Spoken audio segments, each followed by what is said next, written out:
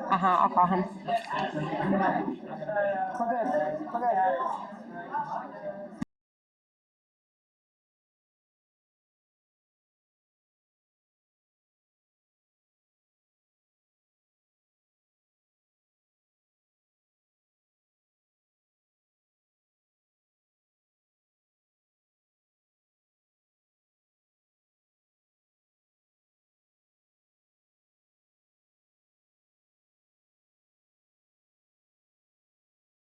We are up and running.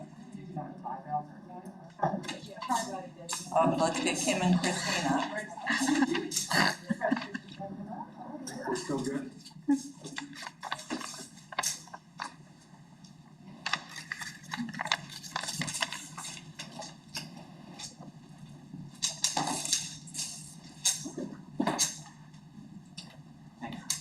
Thank you.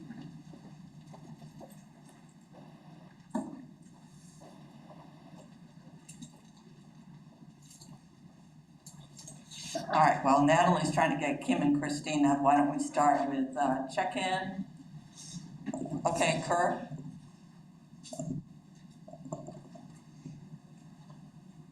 Hey, good evening, everybody. Dr. Kerr Fazone, Director, Island Coast FEA. I'm doing fine. I don't believe anyone's missing. No time constraints, no elephants, expectations. Make more progress. Thank you. So my name is Kevin Daly. I'm the president of the Teachers Association of Lee County. I have no time constraints. I have no elephants, but I need to say something. So as we continue to embark on this cause. So I taught at Royal Palm, and many of you know Royal Palm and some of you don't, but I will tell you that I had creative things said about me for 20 years by students as young as 7 all the way up to 21. And so over my time, I have been able to develop a little bit of a thick skin related to things being said about me. And so for 90% of the things, they roll off my back. But I will say, and I think I need to say this as we move forward, because this is an incredibly serious thing that is very polarizing. And so I will say that Kerr, who just introduced himself, received a death threat last week from somebody who wanted us to open schools.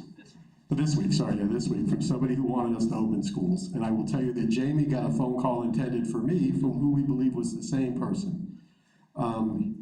Jamie gave him my email address. He was intending to send me an email. He is not. And I know that at least one other person of our team has I will say, suffered the wrath of some rather personal and inappropriate comments based on their participation here. So, I mean, this is for everybody in the room who I know is taking this very seriously, but also for people who may be listening. And I'm not saying this to garner sympathy for us or our cause or the teachers or our side. It's just one of those things where, you know, this is very out there. And honestly, I'm surprised I haven't done anything because I'm like the face of things. So, or haven't received any kind of direct problems. So, I just kind of wanted us to continue with that in mind, of like the serious polarizing nature of the things we're discussing here, and really the importance of getting things done correctly and getting things, you know, making sure schools are safe for everybody involved. And so that's all I have to say. My expectation is we're gonna make some more progress, and I'm gonna hand it over to Jill.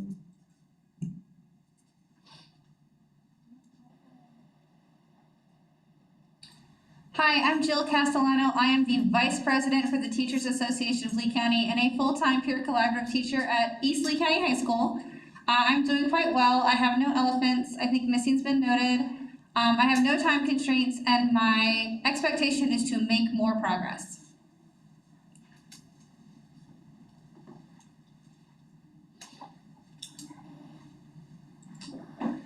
Hi, I am Anna Whitten, and I am a kindergarten teacher at Colonial Elementary, as well as the secretary for the Teachers Association of Lee County.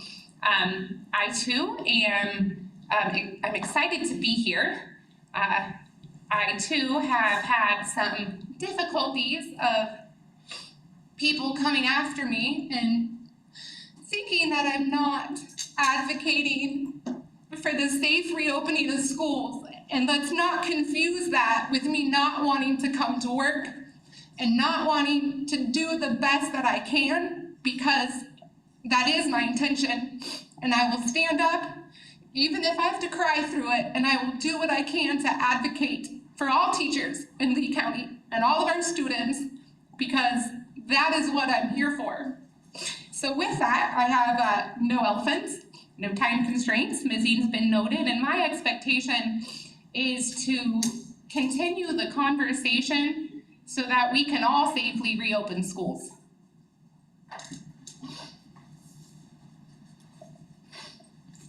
My name is Samantha Howard. I'm an art teacher at Mariner High. I'm also the Area 2 coordinator for TALC. I'm well. I have no time constraints. Missing has been noted. I have no elephants, and my expectation is to make more progress.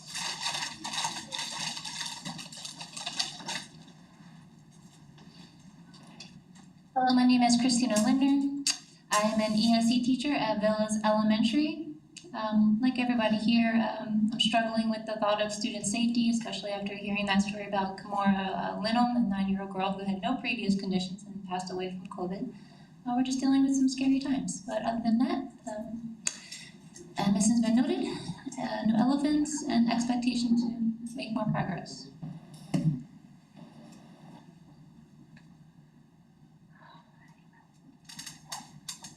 Hello, my name is Amy Johnson. I am a teacher at Mariner Middle School. I have no time constraints. Missing has been noted. I have no elephants.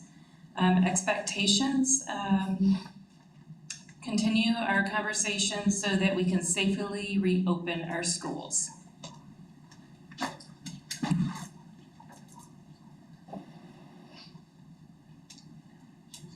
Good evening, I'm Christina Starrett. I am a K-5 art teacher over at Tortuga Preserve Elementary School, and I'm happy to be here and doing well.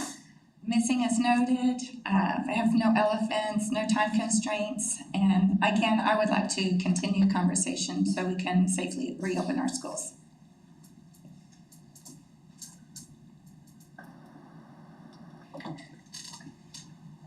Good evening, I'm Bob Scapitullo. I teach at Three Oaks Middle School math. And I don't know if any of you saw the SpaceX launch this morning and the rocket that was containing the rover Perseverance, which is headed for Mars. And it's kind of ironic that that's what its name is, considering what Kevin just talked about and what we are all collectively doing. And even during the funeral today of John Lewis, I don't know if you saw that, and it was kind of spooky because the word that he used was perseverance. So I think that's my expectation, is that we persevere, and then I'll backtrack. And missing has been noted, no elephants, and no time constraints. Good evening, everyone. My name is Sheena Torres Nunez, and I'm a school social worker serving as the district's homeless liaison. I have no time constraints. Missing has been noted, no elephants, and my expectation this evening is to make progress. I'm Will Rothenberg. I'm Director of Compensation and Labor Relations for the district. No time constraints. Missing has been noted. No elephants. And my expectation would be that we continue to work collaboratively in hopes that we can be an example for others of, what good things are going on in our district and how we're able to work together, to overcome some really difficult challenges. And Cindy, you can just put work collaboratively. You don't have to put all the rest of that. Good afternoon, everyone. I'm Angela Pruitt. I'm the Chief Human Resources Officer and Chief Negotiator for the district.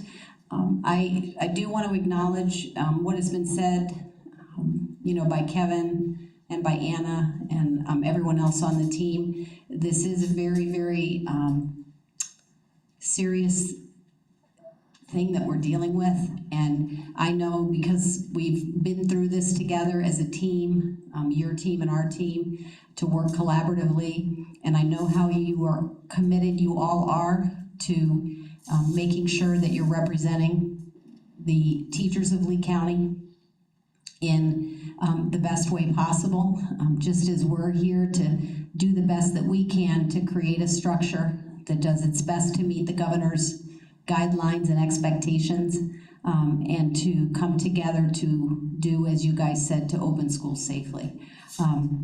I'm okay. I have no time constraints, no elephants. Missing has been noted, and my expectation is to continue to make progress. Thank you. Good evening. My name is Heather Leonard. I'm the Director of Staffing and Talent Management. I'm doing great today, a little tired. I don't have any time constraints or elephants. I believe everyone's here, and my expectation is just to continue making progress.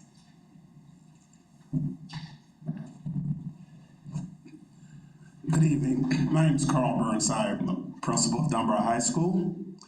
How I'm doing is I've been very thoughtful and reflective over the past few months. This is quite a challenge, and one of the things that I feel like I must say, yes, officially I'm the high school representative, so I've been talking to quite a few of my colleagues. We are all very concerned about creating the best conditions we possibly can, understanding that we won't be able to create the perfect conditions, but also being certain, and I want to have to say this out loud, because I thought about the past couple of days, the words that we haven't used as much hasn't been the word kid. So I feel like I'm representing the principals, I'm representing the teachers, and most importantly, I'm representing the kids. And I think we all feel that way, but sometimes we have to make sure we consciously keep that in the front. And we all feel that way, but sometimes we have to remind ourselves. Time constraints, I may have a 7 o'clock, 30-minute issue. Elephants, no elephants. I think anyone's missing has been noted. And my expectation is that we work together as a collaborative group to make the best decisions we possibly can.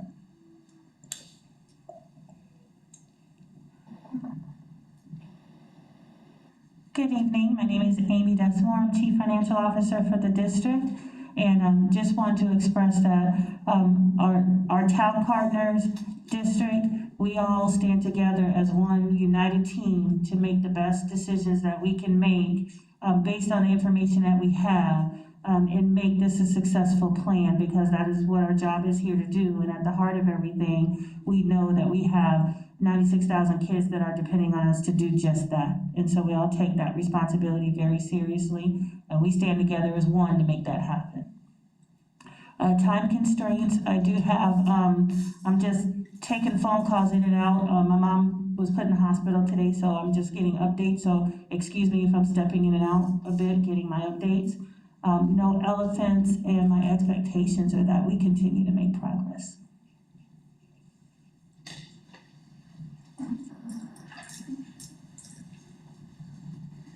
Hello, I'm Christine Schroed. I'm a district staff attorney here.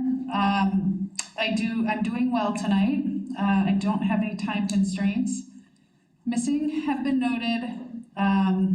Don't have any elephants, and my expectations are to continue moving forward, making good progress. Hopefully we can wrap this up in the near future.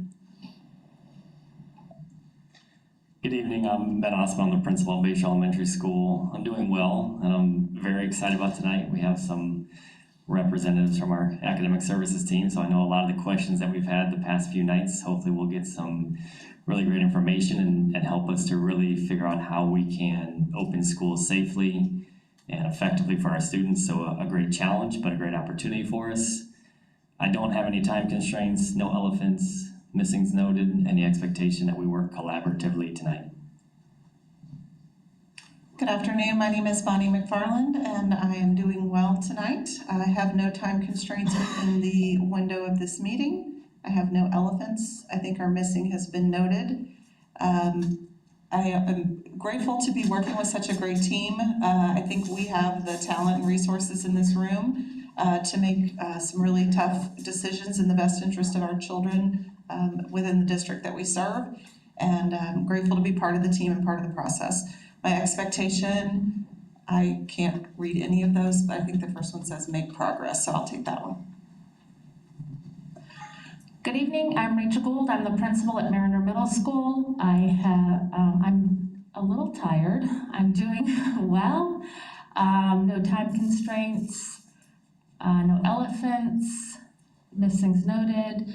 Expectation, I hope I can share with you some of the plans that I hope to share with you that I've kind of brainstormed with my team so that you guys can maybe be put at ease a little bit on some ideas that we have, and expectation to work together to make some progress.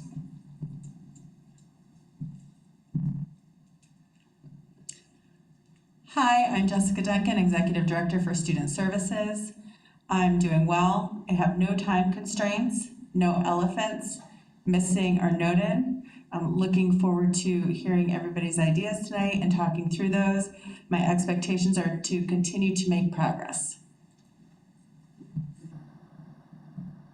Hi, I'm Mike Gatewood, the Director of Financial Services. I'm doing great. I have no time constraints, no elephants, missings noted, expectations to make progress. And I also have Kim Hutchins, the Director of Payroll, next to me remotely.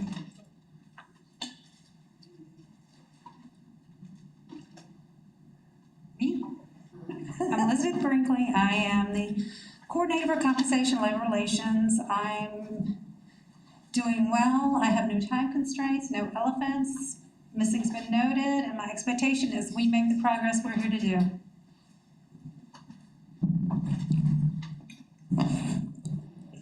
Wait a minute, let Cindy. Oh, sorry.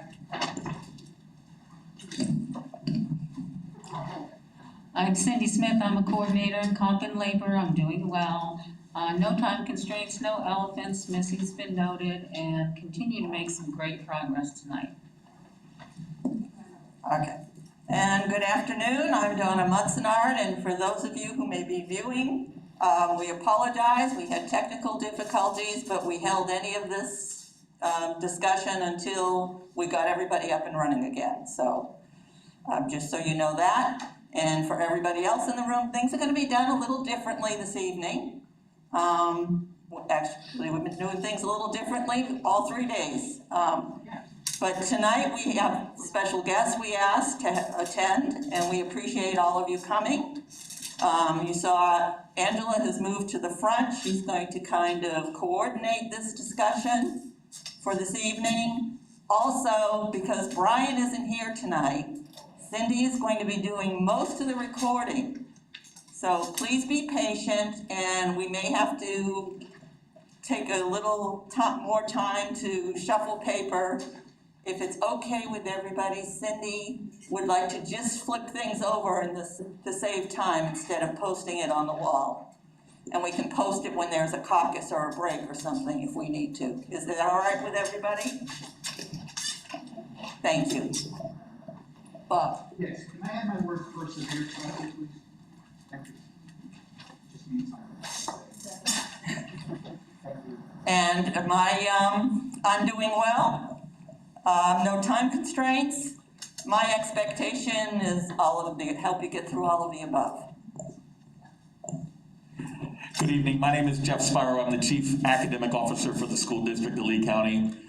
Just like everybody else in this room, my desire is 100% to open schools safely for our students and our staff.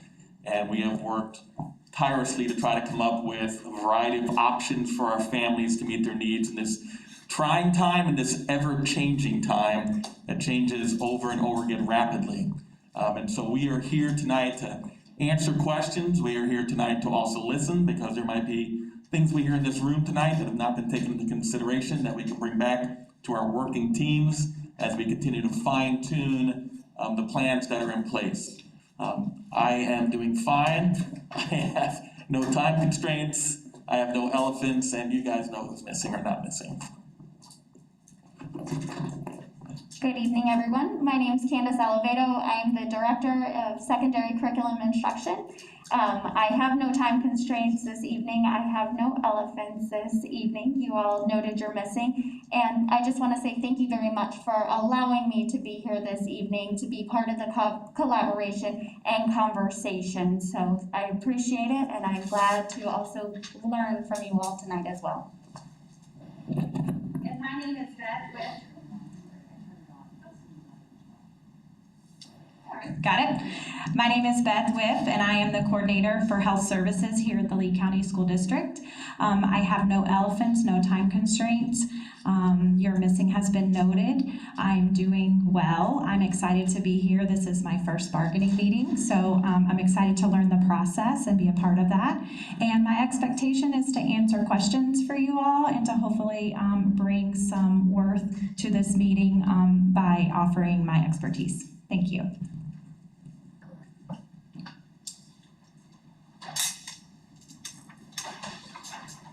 So what I'd like to throw out to the team is if we take this list that we came up with yesterday and just start working our way down the list.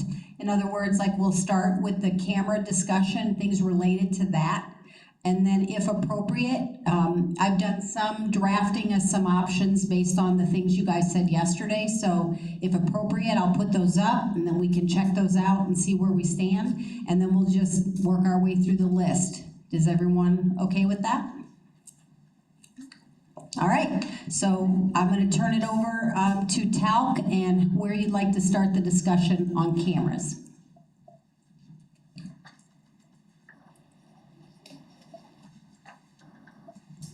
We're doing story, right? Yes. So cameras in the classroom present a unique challenge for us.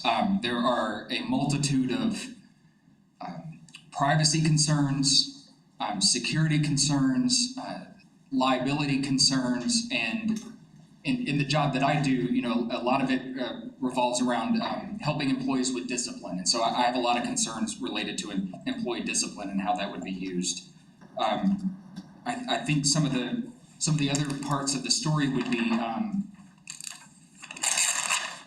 when you have cameras either in the classroom or the home, there can be a lot of distractions. And so I think whatever contract language we come up with needs to be flexible so that it takes into consideration the noisy environment and, you know, background noise and you know, things like that may be a disruption because we're not teaching in status quo times. You know, that might not have been acceptable in the past. I think it's a little different now, so our language just needs to be a little flexible.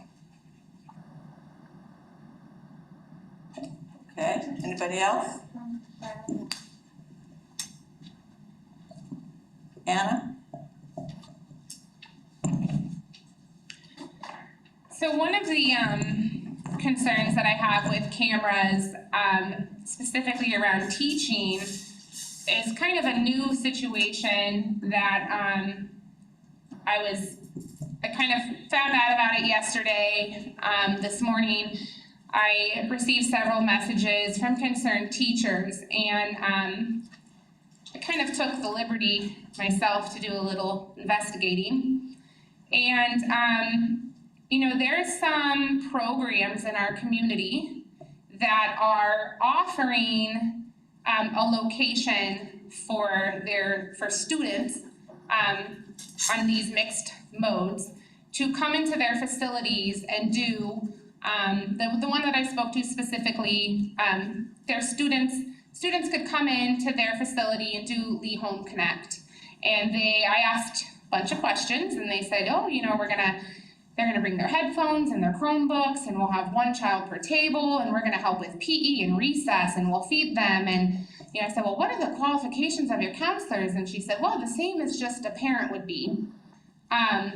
And so, we had a very, very awesome conversation, I will say, and I fully disclosed who I was and where my concerns were. And so it made me realize that now I'm, as a Home Connect teacher, not only live streaming into, let's say I have 18 kids, into 18 kids' homes, but how many businesses and communities if half of my Home Connect parents decide to send their students into 3 different businesses throughout the community, now I'm live streamed as a teacher, not only in homes with parents, but in open businesses throughout our community. And it's not that I have anything to hide as a teacher. I've welcomed many of you to come and join me in my classroom, and I reach out to my state representatives and I invite them into my classroom because I want people to see a day in the life of a teacher, but that is concerning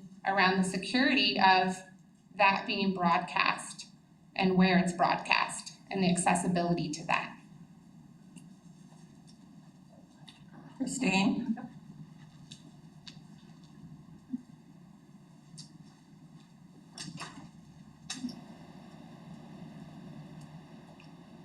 I too have concerns about cameras in the classroom in regards to safety and liability.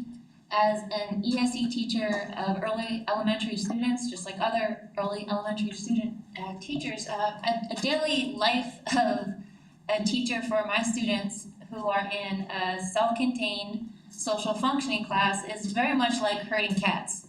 I'm there and I'm just kind of corralling them as we do different activities because they need me in their face, one-on-one, all the time.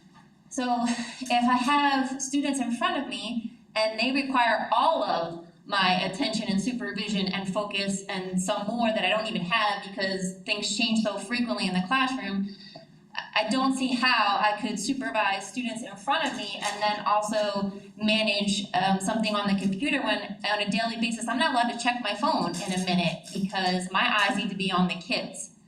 So I believe cameras in the classroom is a safety concern for supervision. Also, a liability concern. I'm not sure what our responsibilities are for those students that are on the computer. We are mandatory reporters. So if something were to happen on screen and we see it, now we're in a position where we have to report something, possibly an emergency. It just opens up a big can of worms. And I'm sorry, I was talking really fast. I'm really gonna try not to do that.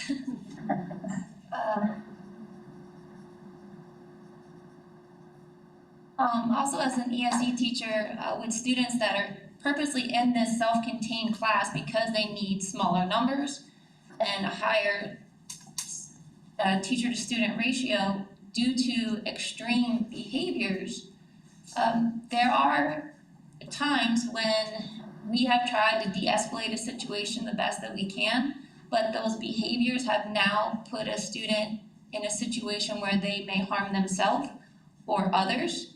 And on those few times that it needs to happen, there are times when a student needs to be restrained using the TEACH procedure. And whenever that happens, no matter how perfectly one executes that procedure, it doesn't look pretty. It certainly doesn't sound pretty. I do have concerns about those situations being filmed and worse on audio, because if you don't see what's happening, you just hear a child screaming. The things that they scream sometimes, it sounds a lot worse than it is. And as the person following our procedures, you're not speaking. So the adult handling the situation is silent to de-escalate while the student is just screaming God knows what to be heard by not only people at home, but in businesses and wherever we are streaming. A lot of concern. I had Jill, Tina, and then Kevin. And then Angela.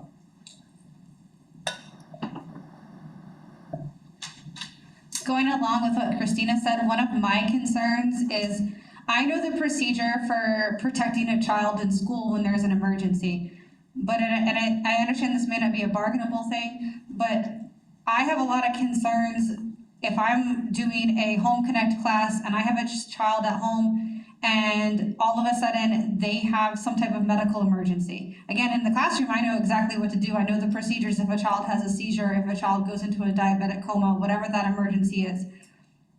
Now, my next concern, so how do I address that emergency when I'm at Eastleigh County High School and a child is somewhere in the community? My other concern too with that is what happens when there's an emergency at their house? There's a fire, there's a break-in. they're there with a younger sibling and they say, you know, their sibling is now having a medical emergency. So there's a lot of procedures that concern me with that. And then also, if the students are allowed to turn their audio and their camera off, as a teacher, like I no longer have eyes on that child. So in a sense, I no longer know if that child is safe. Again, if a child is in my room, I can see what's happening to them. I can see if something's wrong, and thinking about that as well, making sure that we're keeping our children safe while they're engaged in their education.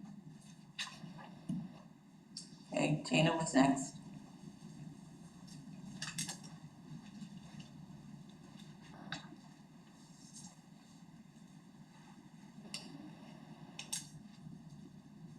A couple of concerns I have deal with recording as well. I had a few teachers who brought it to my attention that they were being recorded during the last 9 weeks of the school year. And videos were being spliced together. Their recordings were being made into memes. And videos of these teachers, their homes, other children that were on the screens were being shown out on social media without their personal consent of doing that. So to me, that is a very big concern that we need to address. And from what I understand, the students who did this posting, they had no repercussions of it. However, the effects of what came back to these people was tremendously devastating to them. So that needs to be addressed. Another issue would be if children and teachers in the classroom are being recorded and videoed, the amount of complaints that may come through from parents who are sitting back and watching, you know, oh, look, you know, little Johnny got too close to little Susie, and why isn't the teacher doing something about it? Or other situations that could be misconstrued. It's not that the teacher may not be handling it, and may be something that they are handling or they are aware of it, but a parent watching this or anybody in the community is watching this, especially if they can't hear it, they don't know how things are being addressed. So that's a big concern. I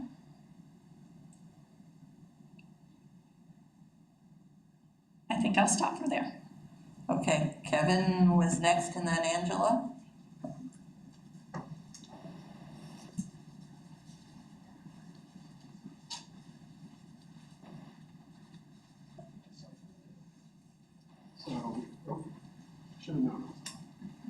So, you know, on top of everything everybody else has said, I think oftentimes we define our Lee County School District as a kind of a customer-friendly organization. And when we talk about the customer, oftentimes we talk about the student and the parent. And so Lee Home Connect is going to be, you know, kids are allowed to be at home and watch live lessons.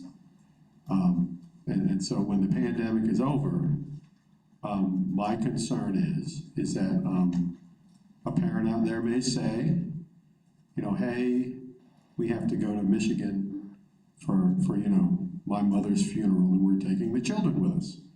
And you know, that Lee Home Connect was certainly convenient. And you know, my child, you know, was able to watch teachers and do lessons and learn everything that they should have learned, you know, when they weren't there. I sure would like that when we go to Michigan to my mother's funeral. And so I'm concerned beyond the pandemic that we sunset this in a hard and fast way so that, you know, the expectation isn't that when students go out of town and we're just going to make every teacher do a live stream for the amount of time those students are gone, because I will tell you, organizationally, cameras are a hard no in the classroom. And honestly, the idea to put cameras in the classroom, which is a fundamental change to the working conditions of my teacher, was devised and developed before you came to us and said, do we think cameras are okay? And so it's a hard no, and we're having this discussion across the state in various places. With every union, every county is doing this, right? And so some places they're installing cameras that follow teachers around. Some places they're mixing kids, some places they're using the camera on the laptops, but everywhere they're having this discussion. And organizationally, it's a hard no for 100 different reasons, even beyond the people here my team has brought up. And so, again, there's some frustration with me around the idea that it was developed first, and now it's like, we need to talk about it. It should have been talked about before the plan was developed, because even with the hybrid model, we knew we were talking about cameras. And then, you know, the idea that we definitely need a hard, fast stop on this, so this doesn't become the new expectation of parents. And, you know, a teacher could be live streaming every day, every time a student is out. And so those are kind of my personal feelings on this moving forward. Okay, Angela was next, and then Anna. So I just want to give some of the district story relative to Lee Home Connect. And that is that, you know, as Kevin says regularly, we went, you know, from 0 to 92,000 students remotely in the spring, and we did it in 5 days. Because that's what we had to do. And we had a governor's order and we were required to do that. At that time, you know, that's what we had available, and everybody did a phenomenal job with that and did the best that they could do. Reflecting back on that was not the best for students. And I get it wasn't best for you guys either, but I'm saying in terms of learning, it was not best for students. So what the sort of task of academic services was, so what are we gonna do? Because we kind of knew that this COVID thing wasn't gonna go away anytime soon. And we knew that we had to come up with something that was going to be better than what we did in the spring. We also knew that the Lee virtual model is not a model that is appropriate for the majority of students, because it's such a different platform. It's just not appropriate. So then that came, all right, so what can we do? And to respond to what you're saying, Kevin, I'm gonna say this. It wasn't any kind of intentional oversight. It was in this day and age with cameras and phones and people videoing and Snapchat and TikTok, and it's part of everybody's world. So it wasn't we're gonna fundamentally change the work of teachers and not care what they think. It was, this is what we do in society now. It's part of our life. It's in everything we do. Everybody in here has a phone. And I'm sure you have pictures on your phone, videos on your phone. So I'm gonna say to you, I hear where you're coming from, but my story is, it wasn't this, we don't care about the teachers and you know, we're just gonna come up with what we're gonna do. It was, this is the world that we're in, it's 2020, and this is part of what people do. Saying that, part of the district story also is that we have ourselves done a lot of brainstorming and what are the protections that need to be in place for teachers. And so I'm hoping that's going to be reflected when we get to options, and you can see that we do care about that. And so we are trying to find the balance between, we need to instruct kids. We're trying to meet the governor's order. And as much as, you know, Kevin keeps saying, I want to start virtual, I want to start virtual. Virtual is Lee Home Connect. And so I just want to say that. Virtual is, so if tomorrow the governor says, you know what, it's getting too bad, we're going to go back to what we did in the spring, it won't be what was in the spring, because that just isn't, I mean, our kids are already going to be behind as a result of everything that's going on. So that's the part of the district story that I want to say, is that we acknowledge that there are things that, that are associated with that, and we've had those discussions, so it wasn't any kind of disregard, and I just want to make that point. Okay, Anna? So just one piece that I wanted to add to this is I know that we're making the transfer from the platforms we used in the spring from Zoom over to Google Meets. And when I was in my Leading and Learning ELA Google Meet session, we discovered that when sharing a screen, you can only see 8 people. And that when not sharing a screen, it was just slightly more than that. And unlike Zoom, where you could toggle through who was on your session with you, we were not able to do that as a participant. I'm not sure what that looked like from a presenter standpoint, but I want to make sure. I know there was another teacher in there that mentioned some extensions that might be available to increase that, but we need to be able to ensure that our teachers can in fact see all students, because we do need to see those students, and even if they have an opportunity to turn the camera on and turn the camera off at teacher discretion, there still needs to be availability that teachers can see all of those students. Okay, Christine?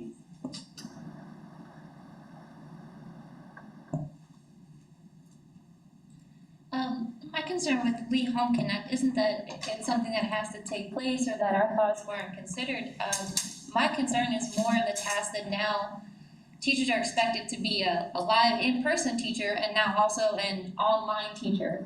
And we're already split so many different ways with expectations and what's supposed to be accomplished in the classroom. I just don't see how that's a feasible expectation of teachers to split themselves in half that way, also to take on the additional workload that's going to have to happen to get materials physically in class and then also online through Google Classroom or whatever means we're using. It's quite a task that we weren't part of. That decision making either is a little frustrating. Okay, I haven't seen any other hands. Anybody else have any comments, or Carl? And then Sheena.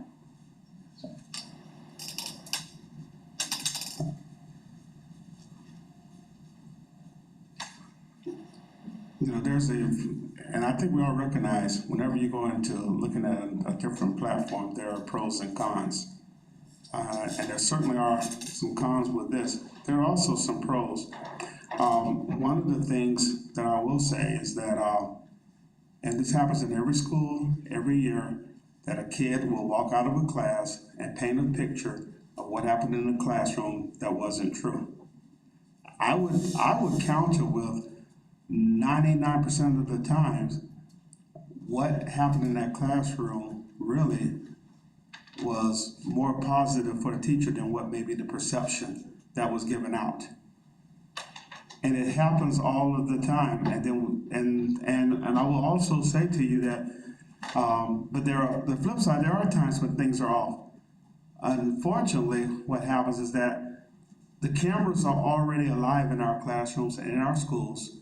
When we go to the grocery store, when we go to wherever it is we go to, we are being, especially as educators, we are under watch and are captured all of the time. The difference in this situation is that I have seen teachers who have been caught on camera not knowing they were being filmed. And we'll say, well, that's not really legal, you're not supposed to, but we know it happens. And that video gets out. I would counter also that there is so much good that goes on in the classrooms that will be seen. Because I don't think that the general public understands how hard our teachers work. And a picture is worth 1,000 words. Now, I'm not telling you that there aren't any cons to it, But I also think I think everyone here will admit that we did the best we could in the spring, given the situation. We really did.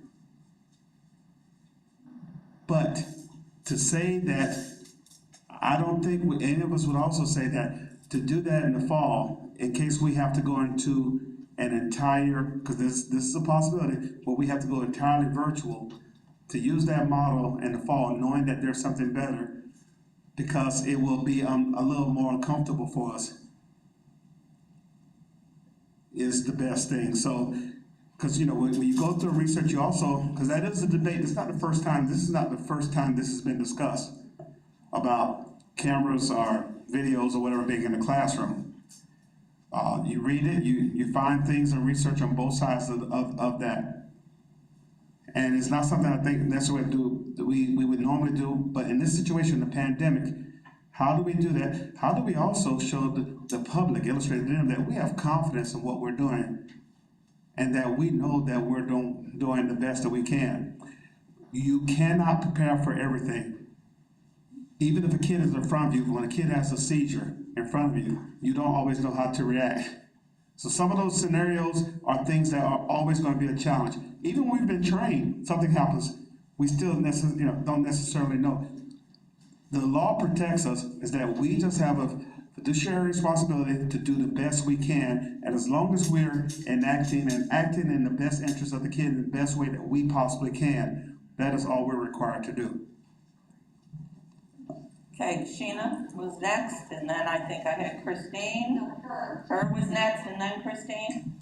I just wanted to add that there have been also some concerns while we're speaking about concerns regarding the transition from Zoom to Google Meets. I know that for a lot of the itinerant staff and non-instructional staff, the mental health teams, that there is an expectation to provide supportive counseling services. And I think that one of the concerns with staff members who have already started using Google Meets is a security measure where Zoom had a locking feature to ensure to limit some of the hacking that could possibly happen. We're not seeing that feature with Google Meets. And so I think that that is also another liability concern when you think about our mental health teams, for school counselors, and also for school social workers. Thank you. Kerr?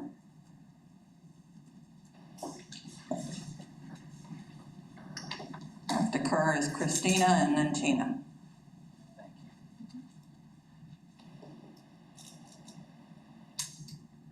So, Mr. Burnside just made me remember one other concern that I wanted to throw out there is the fact that some folks may not know that they're on camera. It would really be important to have some sort of signage or something that the classroom has some sort of camera recording equipment which states that the cameras are being utilized for instruction. So that everyone that goes in and out of that space realizes that. And furthermore, the real reason why I raised my hand was I have concerns around where the data is stored and how long the data is kept, whether the student computers have the ability to record or whether the recording only lets them record their own desktop. So I'm not too familiar with those functionalities of Google Meets, whether or the internal mechanisms that the district places in the software, whether they can direct any type of recording by the students to only record their device and not what's going on the teacher's screen, the teacher's desk, anything like that. Okay, Christine was next, and then Tina.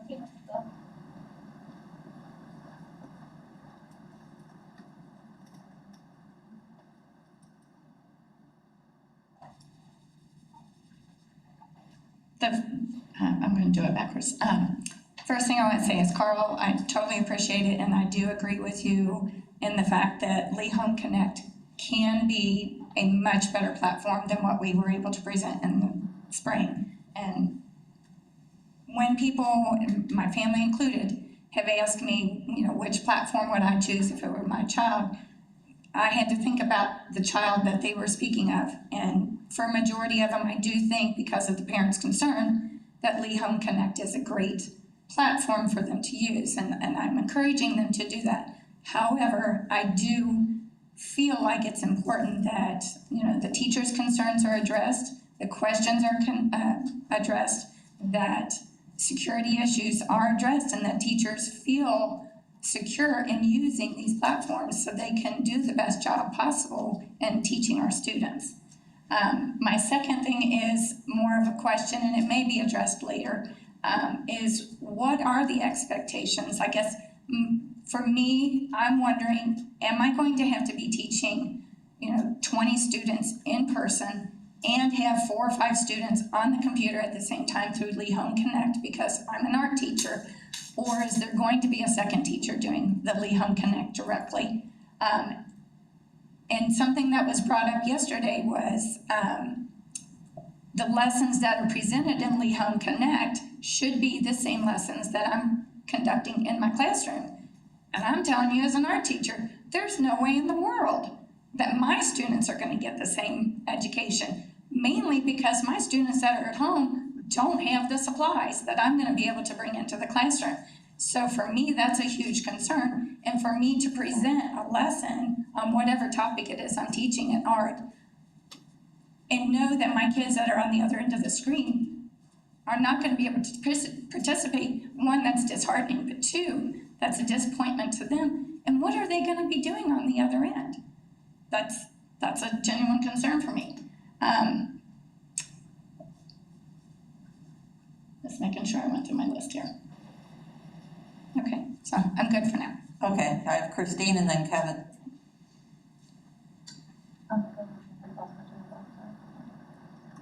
Christine, do you not need to speak?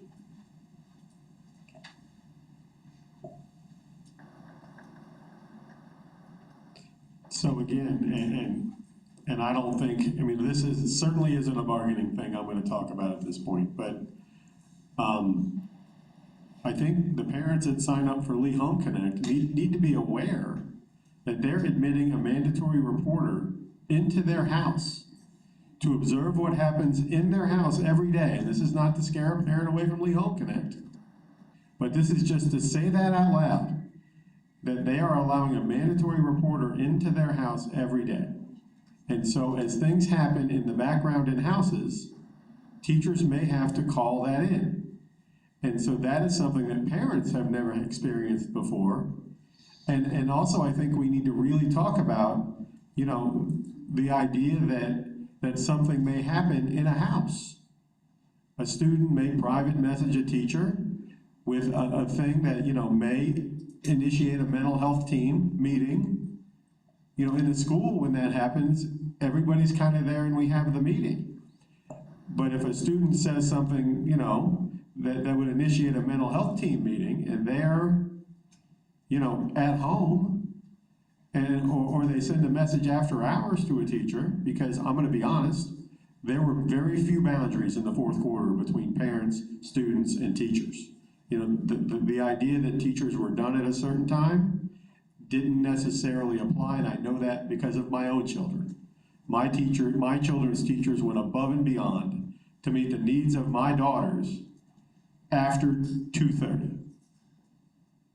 And so the idea of boundaries also is an issue.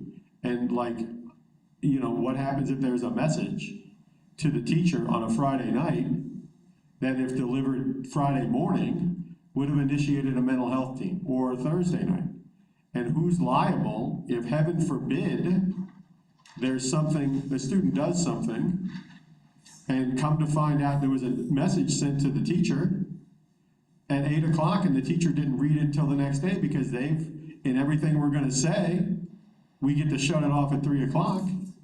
Where's the liability there? I mean, that's a serious thing. And so those are some things as well. But again, I think the idea that parents need to know that they're admitting a mandatory reporter into their house every day when they select Lee Home Connect is an important thing for people to know. Christine, you gonna talk now? Yes, I remember now. Okay. Time to need a little help. And then Angela's after Christine. To piggyback off of what Kevin was saying, I have questions in regards to parents that do not feel comfortable with their child being on screen. At the beginning of every school year, we have the parents sign a form saying that they're okay with their child's picture being taken, to be put in the yearbook. And every year I have to hunt down parents so that they fill out this form and their child can be in the yearbook. So at the beginning of the year, are we sending out forms to parents? If so, can we not start cameras until we get all of those forms back? Because that could be till the end of the year. And also, if I have one child in my class whose parent says they do not want them on camera, can that child no longer be in my class if I'm doing Lee Home Connect model? Especially for ESE students whose parents might have different concerns, but I have certain seats allotted for my class. So if this one child cannot be in my class, they will have to change schools, change districts. It's a big concern process. Okay, thank you. Angela? Yeah, I think we've heard some really good stuff, so I'd like to go ahead and let Dr. Spiro and his team say a few things, address some of it, come share what they wanted to share, and then we can come back with questions. Is that okay? Thank you. We'll have it stand up. I can just use this, thank you. Thank you very much. Those were, really good questions and really good input from everybody all the way around. I'll just share with you kind of some of my thoughts around this that'll just lend to the conversation as we keep this conversation going. I brought Candace with me. Candace is Director of Curriculum and Instruction. She's been an elementary teacher, but she's also been working with high schools all year as well, so she has a great perspective from a K-12 perspective. So first I want to say, when we developed Lee Home Connect, with a variety of individuals that were part of this entire process, at no time was recording of the class ever conversation. There is no intention of a teacher hitting record as Lee Home Connect begins. Yes, it is live because we're trying to have the instruction move forward.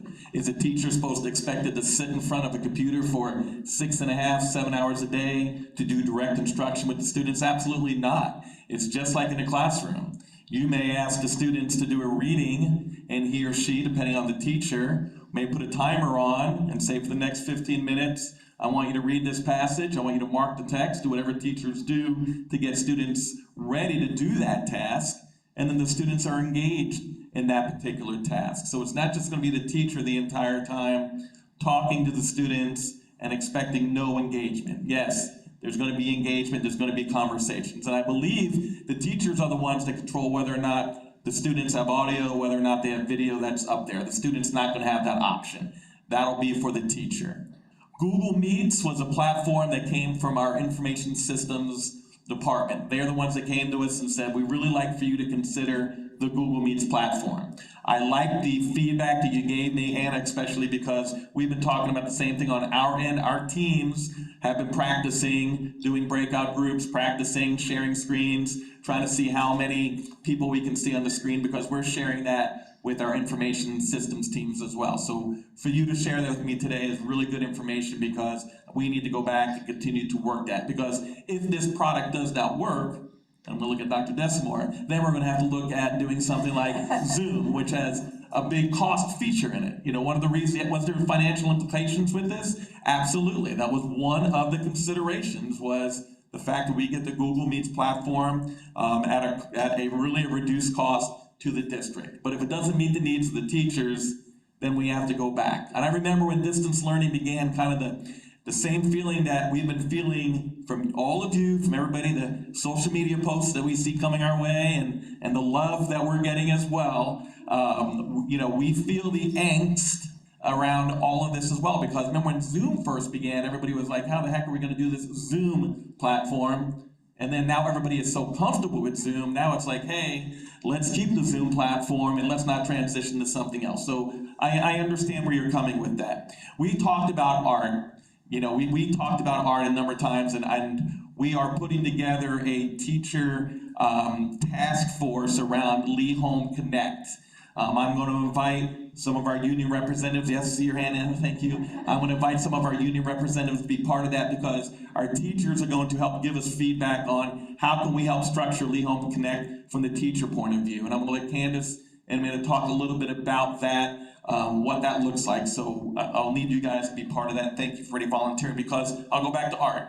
we understand kids aren't gonna have the supplies at art. So I know there's gonna have to be a pared down version of art. That's one of the ones we keep circling back to, is how can we make this work at home? Because the parents gotta choose to do Lee Home Connect, right? So if they don't have the supervision at home, if they don't have the supplies at home, that might not be the best choice for that particular family to help learning move forward.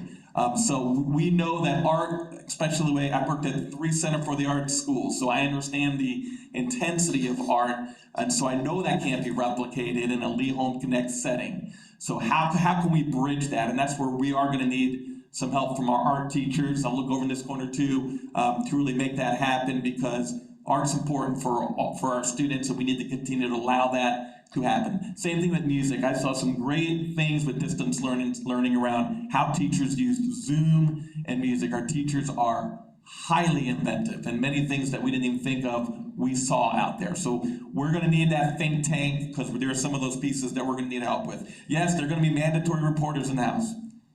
Yes, so the parents are gonna have to know that if something happens in the house, you're an educator, you witness it, you've gotta report it. And there's no way around that at all. It is gonna be a task. I think, what I heard earlier, and I'm sorry, is it Christine? Is that your name? Yes. So I heard you say this is really gonna be a task for teachers, and I have acknowledged that in every public setting where I've talked. I've said this is gonna be very, very challenging. When setting up Lee Home Connect, the ideal scenario is teachers would have a pure class of, these are my Lee Home Connect kids, pure Lee Home Connect. If I'm a teacher, I'll instruct them Lee Home Connect. My next class is face-to-face, I have my face-to-face. However, that might not be possible all the time. I might have a psychology class, I might have a singleton class where this is the only class that's offered in the master schedule, and I have to be able to offer that to students, which means a teacher may have to balance face-to-face and Lee Home Connect, because that's indicative of that particular class. So Candace has already been working with our APCs. They are building master schedules. I will tell you, I was on a superintendent's call this past week. The very first thing the superintendent said in their call was, any conversation around the master schedule in your district? Of course, because as Kevin said, this conversation we're having is happening in every single county across this state. So our APCs are working diligently to try to make this pure, so it's not such a task for teachers where they have to balance both. But there will be circumstances where teachers will have to do that. Unless when our teacher task force comes together and they think of something different that we're able to incorporate and look at doing around Lee Home Connect, and certainly we would definitely be open to that.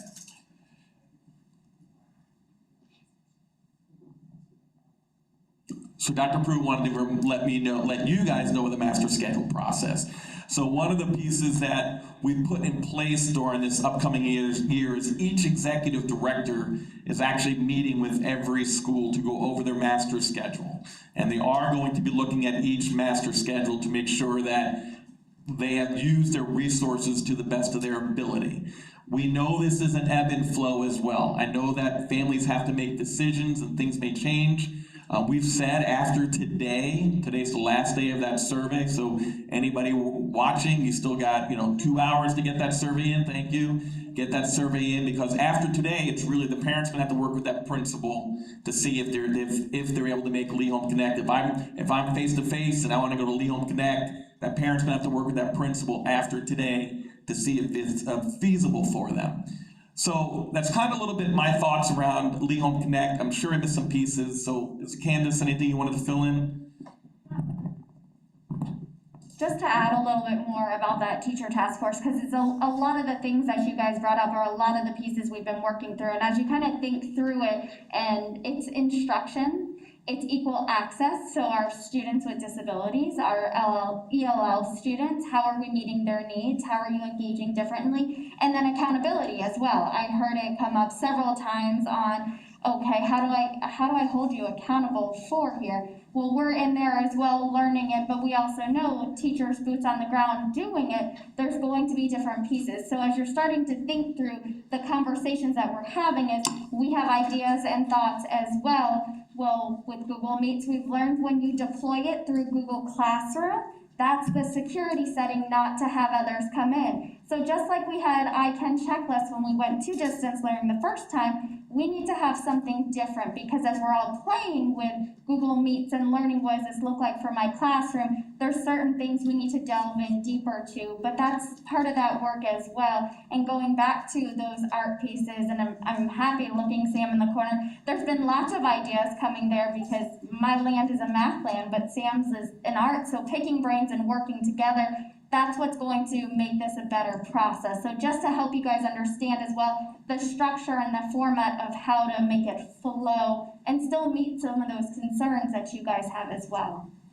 So I just want to say two things, and then I'll turn it back to Dr. Pruitt. One, in the teacher toolkit, we have a whole section in here for families about Chromebook and student safety, about really how to use media in a safe manner. There are links in there about parent guide for privacy and internet safety, parent's guide to social media, Chromebook and student safety as well. So there's a whole section in the toolkit to try to educate parents on the best way to use this tool in a safe manner. Because are there going to be times kids are home by themselves doing this work? Yes. And so we need, as educators, to try to educate our students on the best way to do that. When we do our back to school video for our parents on what does this look like for Lee Home Connect, that will be a piece that we're going to talk about is the safety piece. And then the final piece I want to say, also in the code of conduct, there's a whole section in the code of conduct around students who videotape teachers and post them. So when I hear someone say that teacher didn't, nothing happened for posting memes inside of a schoolhouse, that made me wonder, I don't know the situation, but there's a whole section on the new code of conduct all around videotaping and students posting them, and there are disciplinary consequences that come with that. And I'm sure there'll be additional questions, so the floor is yours. Okay. I had Kevin, then Rachel, and then Anna.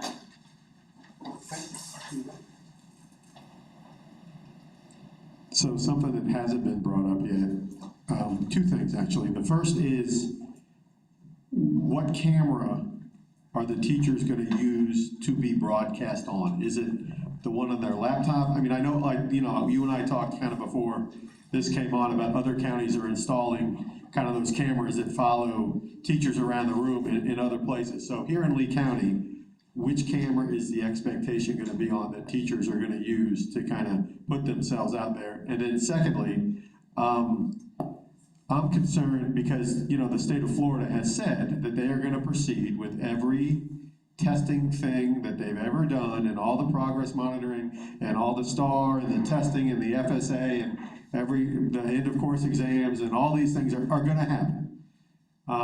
So I guess my question is, and because, you know, as teachers, when teachers get in trouble, there are some things that are, all things are serious, but there are some things that are kind of near the top: health, safety, welfare. And so, you know, one of them is an allegation against doing something against the student. Another one of kind of the big three is an allegation of stealing money. And kind of the third allegation that's in the top three is violating some kind of testing protocol and testing security.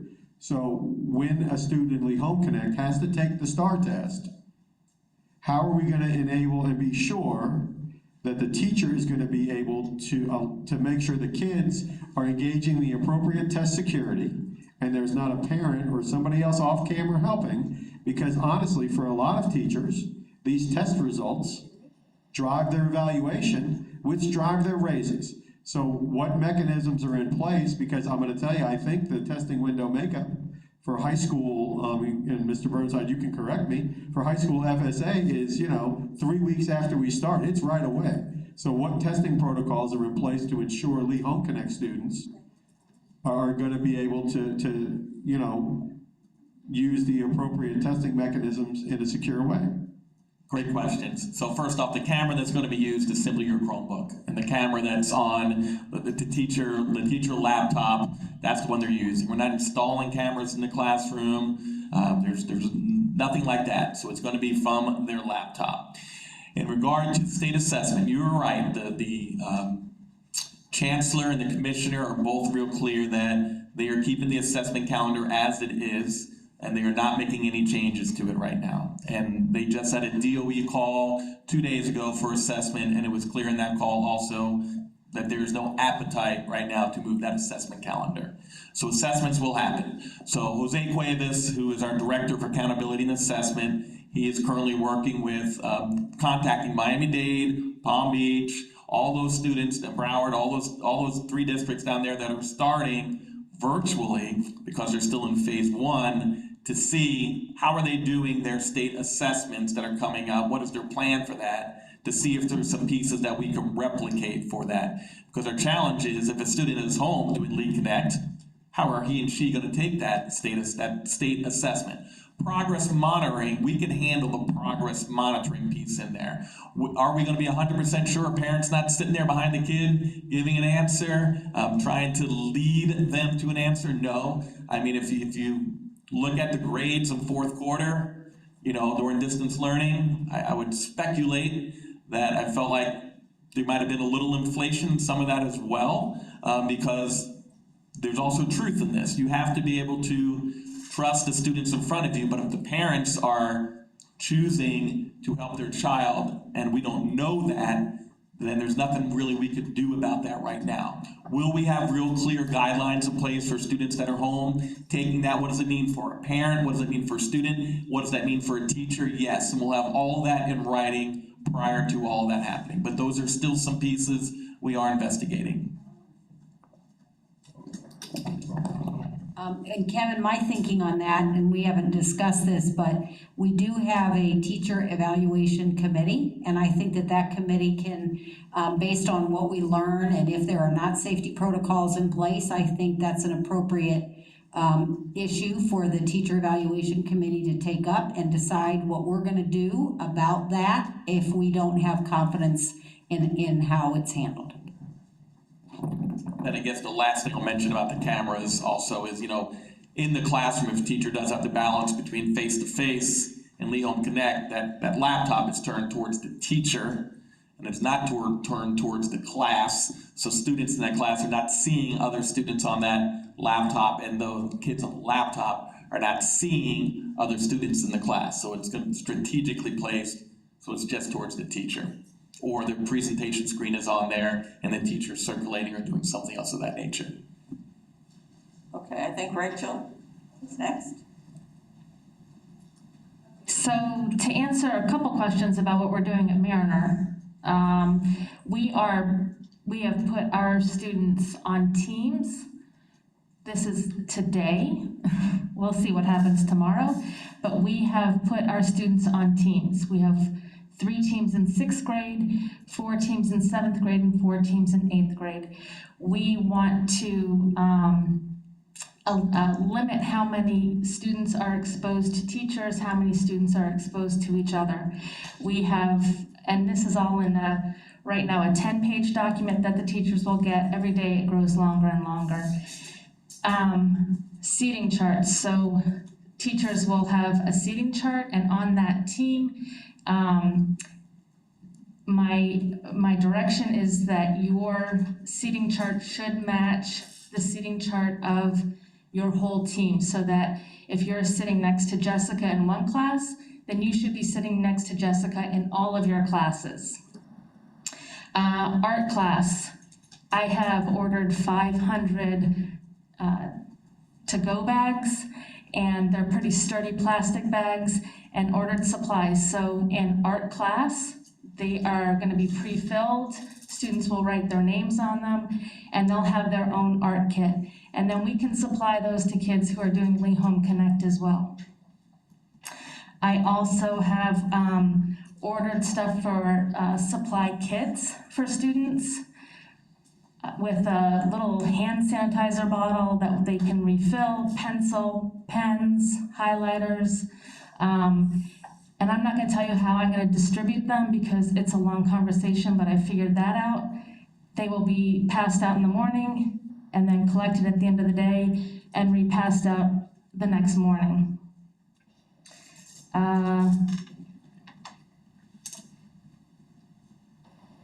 But the teams, I think, is the biggest thing that we're doing with Lee Home Connect, and on face-to-face.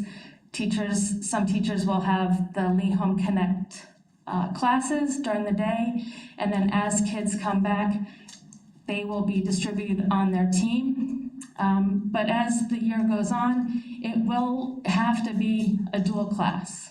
That's what we are expecting. Just because we're gonna expect kids, as we fill up, it's just gonna have to happen that way. Thank you, Rachel. Anna?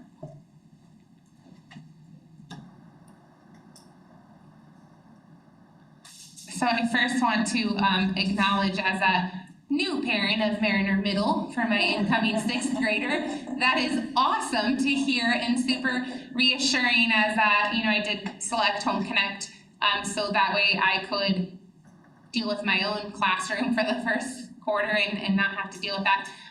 But I just want to say that I'm trying to recognize that we are sharing a story about cameras in the classroom, and we've kind of branched wider and wider about concerns with Home Connect, and I have several I would like to share, but I'm really trying to honor the process that we're talking about cameras.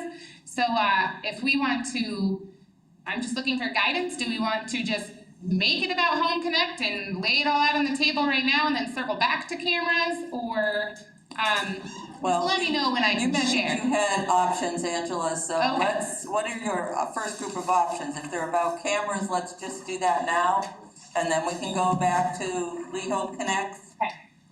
And then full disclosure, I stole a lot of this language from another MOU from another county, so you can hold it. I'm gonna read what, in no circumstances will video recordings of instructional staff be made or used as part of an evaluation without advanced knowledge and written consent of the union and the employee. When disciplinary action is being considered or recommended, will be based on the totality of the evidence rather than the video recordings in isolation. That's our current contract language.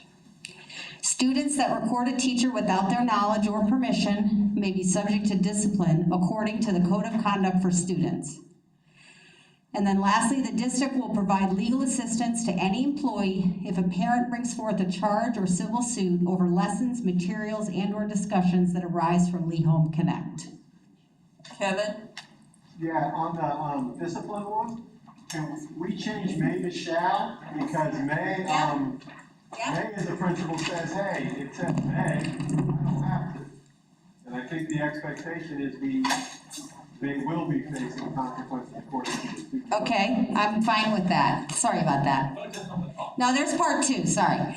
Employees shall not be disciplined or held responsible for damage to district equipment, functionality of technology if connectivity is interrupted or otherwise insufficient to facilitate distant learning, privacy issues, oversight of children at home, or their improper use of technology by parents or students. It is understood that employees will be providing distance learning from their school or home environment. They may have inadvertent lesson interruptions or distractions, such as background noise or conversations with others in the room.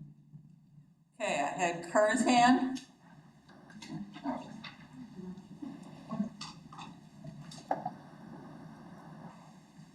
Wait, hold on a second, Kerr, until Cindy gets that posted so she can write.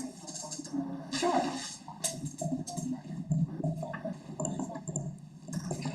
Dr. Pruitt, this is an option? Yes, please.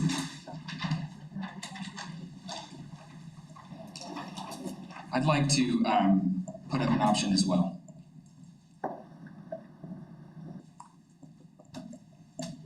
Right? Yeah, go All ahead. this has to do with training.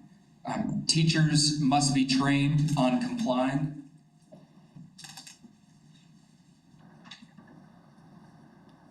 with applicable student and personal privacy. Complying, yes. That southern accent gets in the way. Applicable student and personal privacy.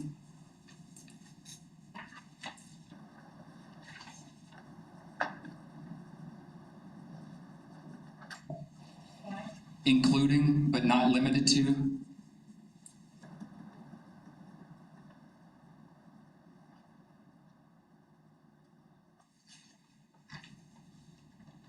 HIPAA, and FERPA.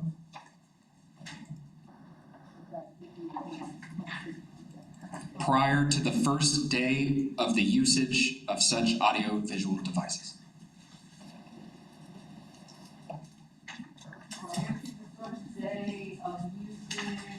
Of such audio/video devices. Do you mean first time students are gonna be engaged with it, not necessarily the first time? Okay, just wanna be sure. Yes.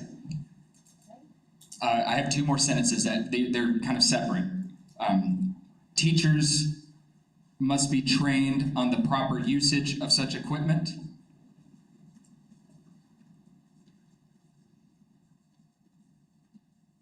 Comma. How the data is stored.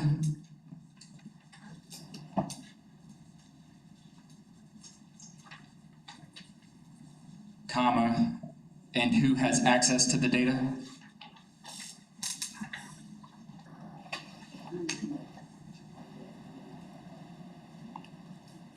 And the third provision is about the signage. A sign indicating that the classroom has a video camera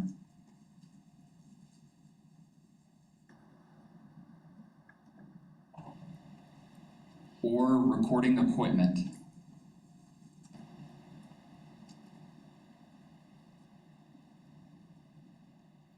and which states that such cameras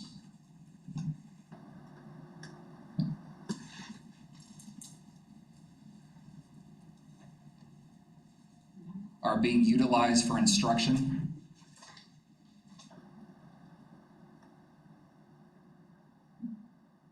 must be placed in each classroom, period. Well, and we'll start.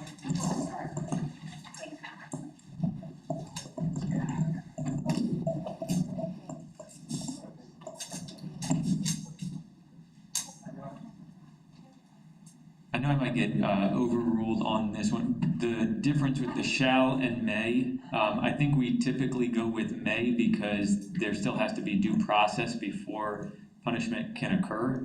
So I think if you say someone shall, there can be an inference made that a decision to punish was made before that due process was provided. And then the other thing is that HIPAA is HIPAA. Yeah, it's a Health Insurance Portability and Accountability Act.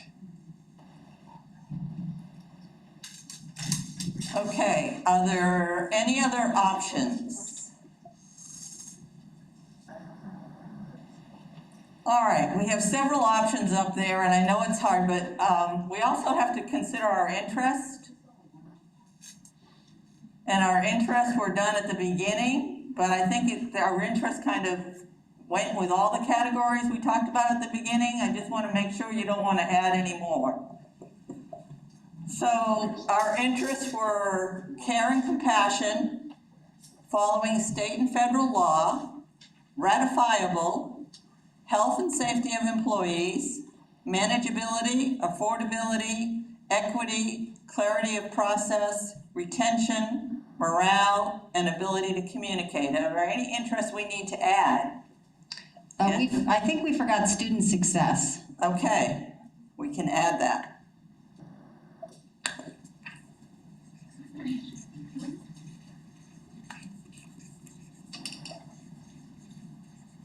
Are there any other interests?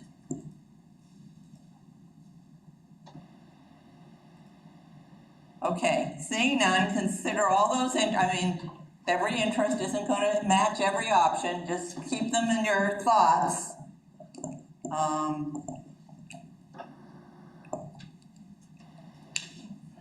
As we work through the options. Bob? Safety. Safety. We had health and safety of employees up there. Yeah, okay, that's fine. Okay. Carl? Of all? Is that okay with everybody to change employees to all? Yes. Yeah. Okay. So I'll just put everyone.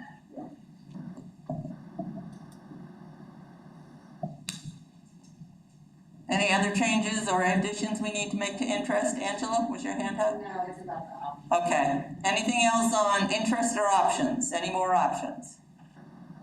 All right, Angela, go. I just wanted to clarify on the sign in every classroom. We're just talking about like something the teacher prints out and would put up. I mean, we're not talking about. I want a neon sign. Yeah. Well, because I think currently some schools have them outside, because right now, remember, there's cameras everywhere in your school except within your classroom. So that's why I'm just trying to, it says this premises is under video, whatever. So I just didn't know if that's what we're talking about. I don't know who had their hand up first, Kevin or Jill, but all right, Kevin. I think people have grown accustomed to the common area cameras. Okay. And the classroom, I may want to add some, anyway, the cameras in the classroom is a change from what people are used to. Right. But I also think, when you talk about teachers printing them, I think it should be the uniform message, every classroom, every school, not a teacher having to write their own little message about this is going to be. No, I'm sorry, I didn't say it right. I meant we're not looking to go spend a lot of money to put metal signs. I meant so I know Rachel by tomorrow will have it all beautiful and butterflied and it'll be laminated but you know what I mean? Like, that's what I mean. We're not talking about going and buying professional signs. That's really more what I meant. Sorry. Don't have a sign making department that can do that? It still costs money. Okay, Jill, what's next, and then Anna. I was just gonna comment on the sign that like what Kevin said, I think the verbiage should come from the district, be sent to the school, and the principals would print them, laminate them, and then distribute them to the teacher, so it's uniform, so it's the same sign in every classroom in every school.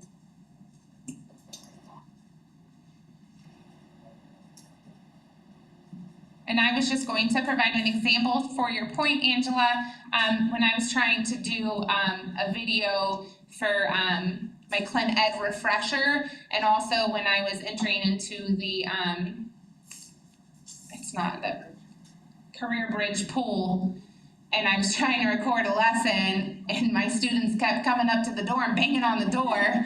I needed a sign in place saying, hey, video in progress in here. And I was trying to ignore them, and they just kept knocking. So that's kind of the purpose and the intent behind that. I totally get that. I mean, just in as much as we've all been using Zoom, you know what I mean? It's like, and all the people keep telling me about when my cat walked behind me when I was at the board meeting or whatever it was, which I didn't know.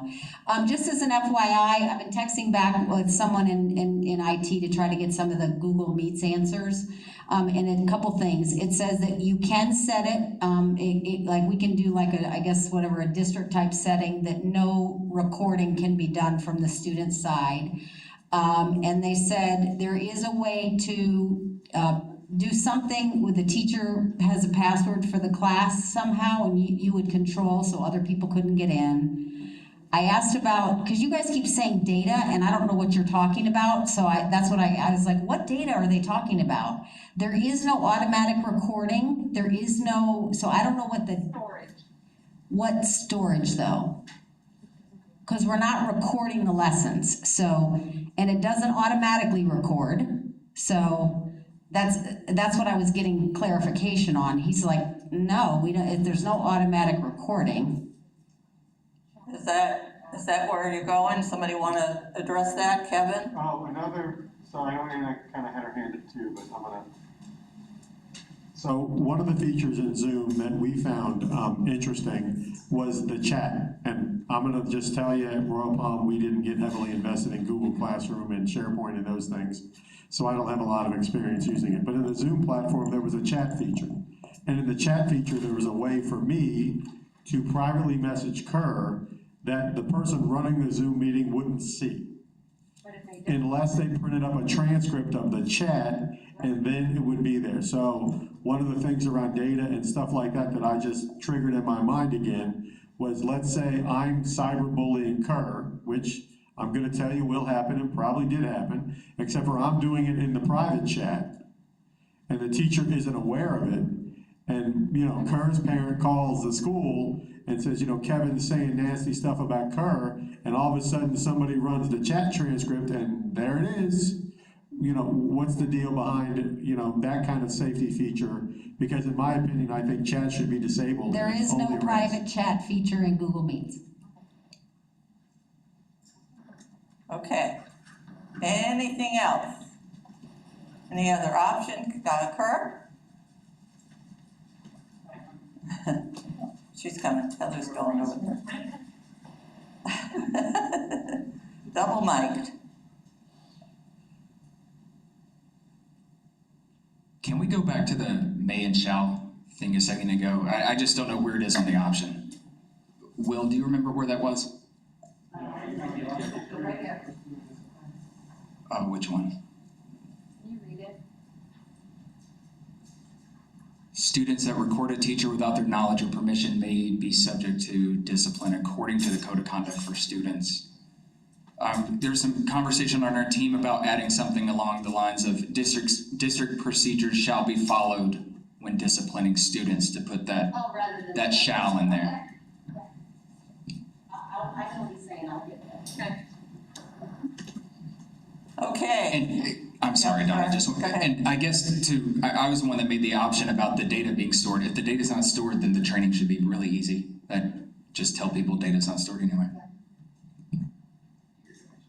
Okay, anything else from anybody? Any more options? Anything else to add? All right, do we know what we would like to do with these options? Christine, did I see your hand go up? I had a question. Sure. So I asked some questions and I know one wasn't answered. I asked a question about parents having to fill out a form for students to be reported, and if that form wasn't complete, would they be transferred? How would that work? Because I feel like I don't have enough information. Can you say that again? I didn't understand. You guys have an answer Parents for need that to one? complete a form in order for their students to be on camera. So if a parent does not want their child to be on camera or does not complete that form, is that child then removed from a classroom? I got it. I didn't know what you were saying.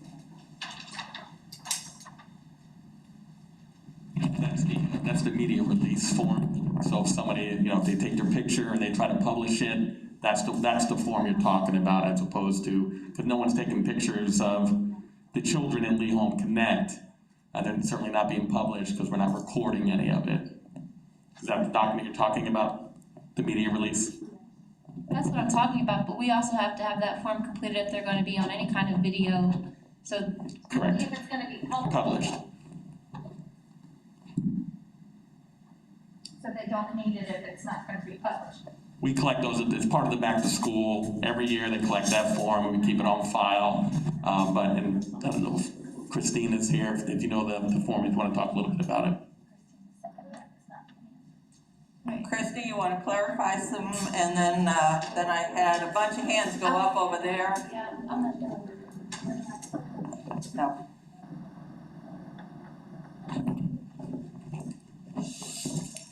So I think what Jeff said is actually very correct. We are not recording, so that's not gonna be an issue. There's no privacy issues. It would be like you're just in a normal classroom. This is your classroom. It just happens to be virtually. We're not storing the information.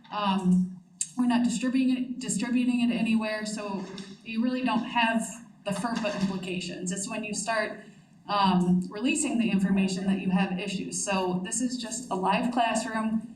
I don't think there's an issue if they don't fill out the form, because we're not releasing it. It's not going anywhere. it's still being live streamed to go to other people's houses, to other businesses. So I can see people, regardless of whether or not we're requiring people to fill out a form. The other part of that is if a parent chooses that they don't want their child live streamed or their child in a classroom where there's going to be a camera that's live streamed, then what happens to that child? Are they removed from that class or placed in another classroom? I would think that maybe then the virtual platform isn't for that child. They're face to face in the classroom. They're not gonna be on camera.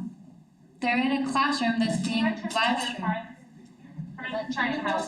The camera's facing the teacher. No, she doesn't.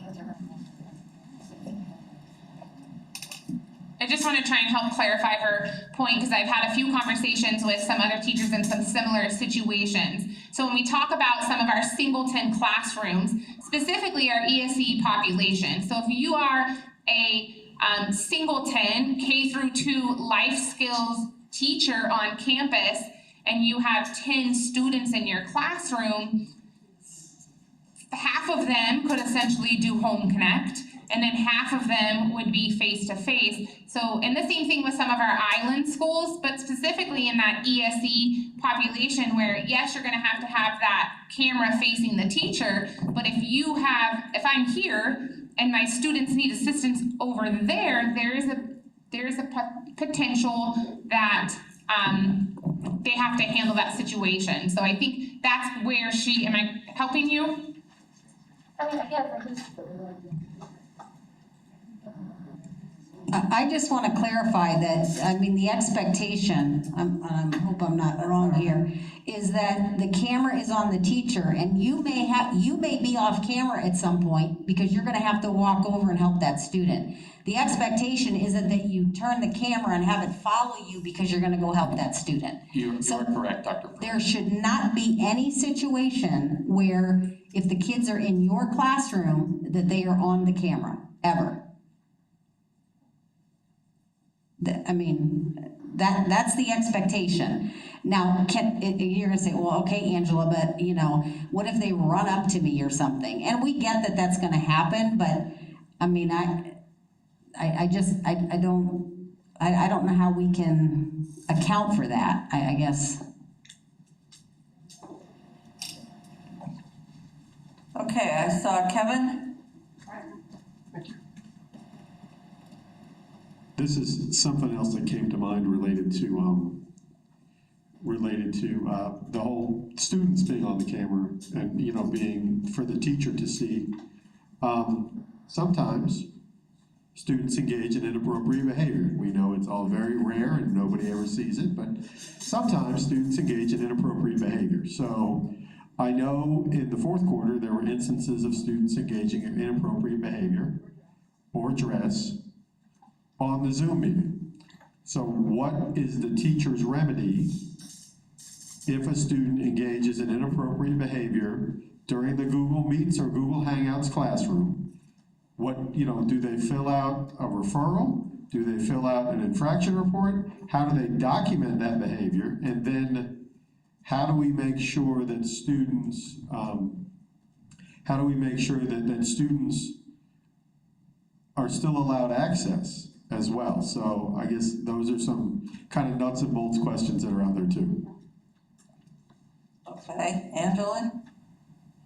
I thought he was gonna talk about what's the teacher's liability, and I was gonna say that's my option. I hope it covered that. But I don't know the answer about discipline. And they'll answer, student services is here, but if there's an infraction, it's a disciplinary infraction, then a referral is written and disciplinary consequences, do ensue. We're not ignoring the behavior. And there's, and so Jessica is, over student services, I'm gonna let her talk just a minute about that piece.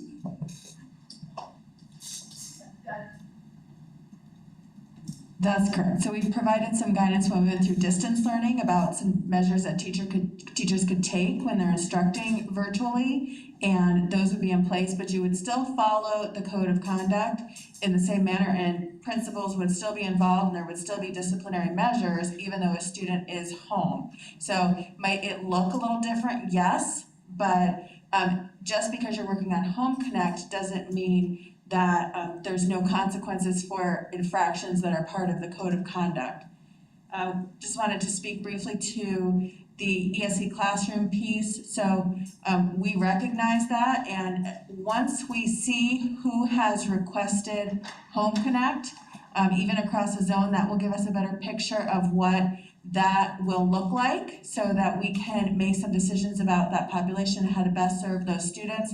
But we will need to see who has requested that option, what classes they're in, what programs are available at school. So we'll need to look at all of those factors. But we do understand the challenge that was brought up about potentially being the only teacher of your population. We may, in some instances, depending if 10 students in life skills across a zone, maybe we get creative and look at a teacher for that zone or something like that. So that's something we're thinking through right now, but we definitely recognize that and recognize some of the challenges that, yes, you will be on and off camera, and like Dr. Pruitt said, there isn't an expectation that you would have the camera turned toward the classroom when you're working with other students. Okay, I saw Carl's hand up a while ago. No? Christy and then Bob.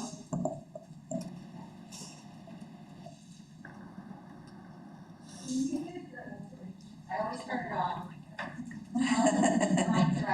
So when we did the online learning in March, I believe we had the teachers post in their Google Classrooms some sort of notice that, you know, there's no recording. We had a set of expectations. There's no recording, there's no distribution of the recording.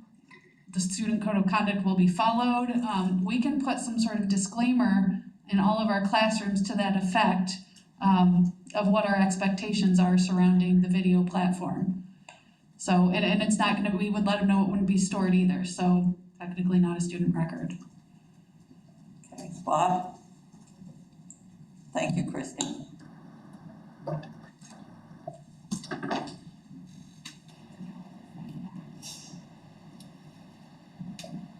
Yeah, I can't see the options from where I am, but just to clarify, and I know that there are some teachers, when cameras are brought up, they're envisioning cameras being installed in a classroom.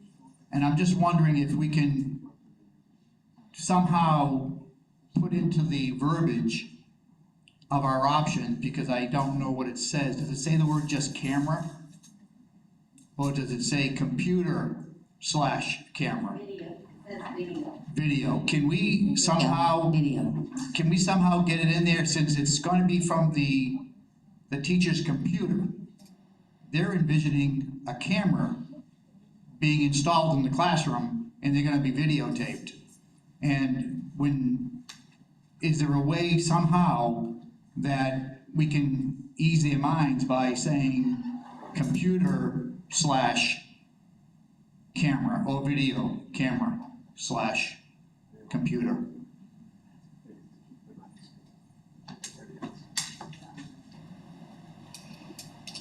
All right. I mean, when you go into a store and they're saying the video cameras are there, it's not on a computer. Or if I go down the hall of the class of the school, there's cameras up in the ceilings and the walls and the eaves, and that's what teachers envision when they think of cameras being installed. Right, and we have never used the word camera. I think that's because we've always been using the term video or Lee Home Connect or Chromebooks. Even the word, the word video sounds as though they're being videotaped, just like a camera at a school. If there's an incident at the school, the principal's gonna pull up the camera and they're gonna look at the video of that camera. And this is completely different. So we've got to kind of differentiate between those two terms, in my opinion, and in the other teachers. All right, I saw Sam's hand. Not recorded though. Sam? Well, I don't want to limit it to Chromebook, because what if a student takes their phone and videotapes the Chromebook with their phone? We would want them disciplined, so it could be more than, I want to cover, because then somebody could say, well, it doesn't say, I didn't take it on my Chromebook. The student can say, I took it with my iPhone. That's why I'm saying, can we have it so that it's video/Chromebook? Yeah. Use of technology, Okay, so that would break away from the word video? I'm just trying to differentiate between a camera, because the discussion tonight, that's what we started off with. The process was, the very first thing was, what do we call it? We call them cameras. We didn't call them instructional No, that's video. what we started right from the first night. Exactly. Yep. So I'm just trying to clarify something before it gets out that the teachers are going to be videotaped by a camera. Okay, so would use of technology work, and that's what Will said is in the spell contract. You have an idea, right?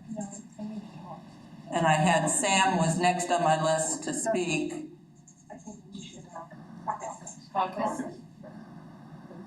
All right, before you caucus, I want to talk about dinner, because originally we said 6:30 to 7:15, it's now 6:40.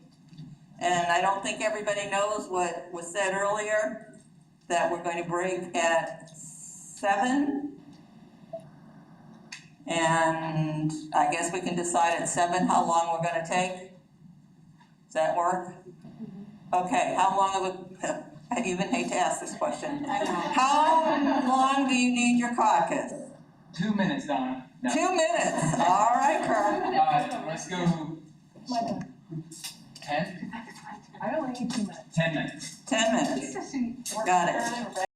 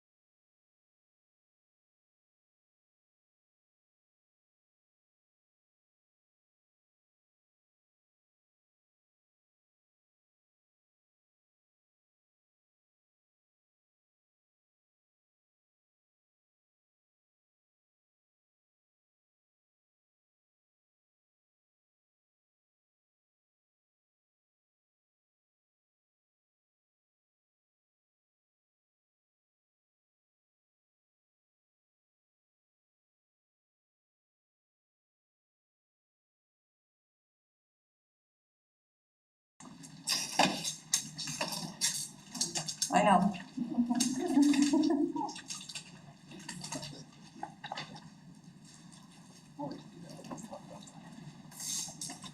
Okay, TALC caucus report? All right, so we discussed the option at length.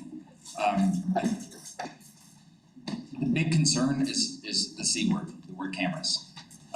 And you know, what that means to a lot of folks. I think a good way to alleviate that concern would be to add a line to our option that says something along the lines of the district shall not install cameras in a classroom, or in the classroom, or something along those lines. And you can go ahead, Dr. Pruitt. I'm just gonna say, we have schools and teachers that request that because there's technology out there for that to happen. So I don't wanna say shall not. You can say, I'm okay with maybe consent language or something like that, but I don't wanna say no because we do have teachers that actually do request it. No, the line would not be meant for those types of situations, just kind of a blanket consent statement of, you don't have one up here, you know, in the ceiling. You know, there's the camera that you're using or whatever you're using to perform that live synchronous learning is you know, whatever device the teacher wants to use. Go ahead, Angela. So I'm just thinking maybe the line rather that says, live distance learning will be conducted through Chromebooks, district-issued Chromebooks, district-issued laptops, district-issued devices, comma,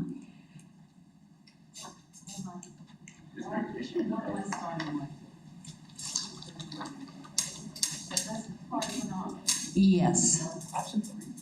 This was going to be part of Kerr's option, I believe, isn't that what you Well, I was giving an alternate option for mine, so if you could just put it on a separate piece of paper.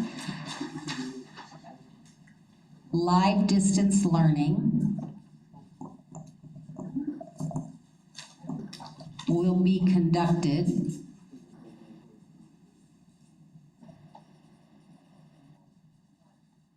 using district-issued, what did we say it was gonna be? Devices, comma, any other method will only be used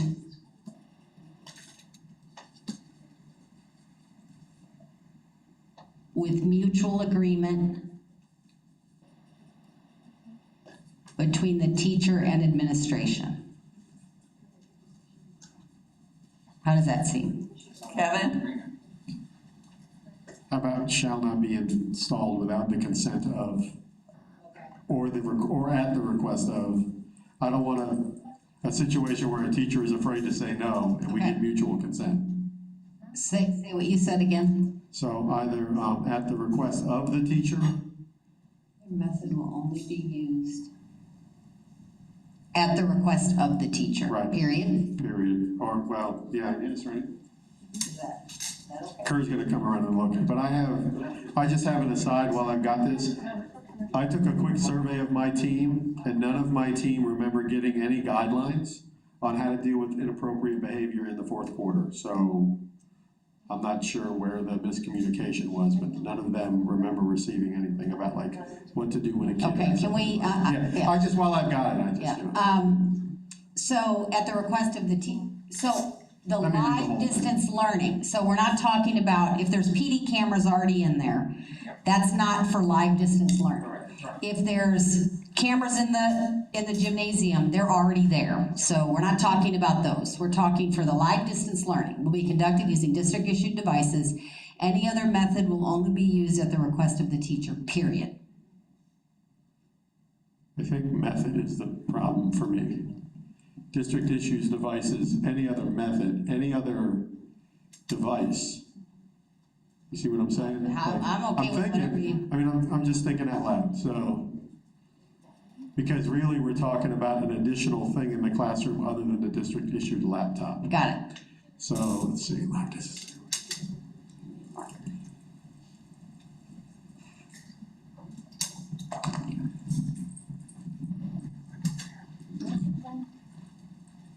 Can you read it one more time?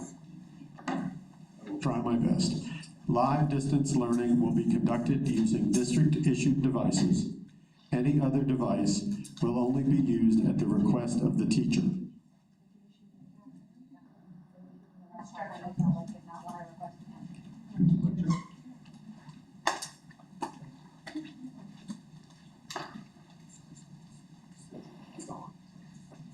So the terminology of a district-issued device doesn't cover our concern, because I didn't ask for a laptop, but I was issued one when the district decided to get away from desktop computers.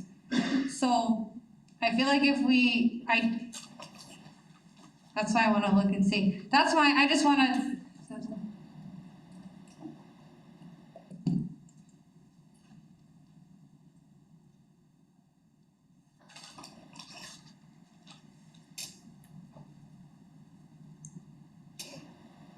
You want to say device and then in parentheses put Chromebook? That's what I was thinking, like the district issued, teacher laptop, computer. I'm okay with whatever. I use that, that wasn't my word, so I'm okay with whatever you put there.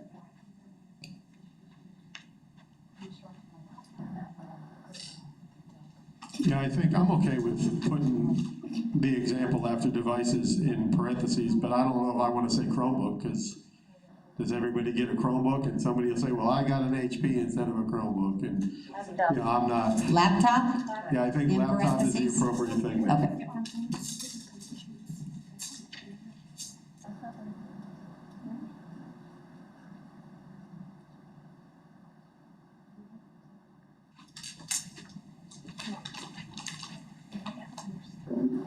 Can we say written request of the teacher? So there has to be a record of them saying that? Yep, sure.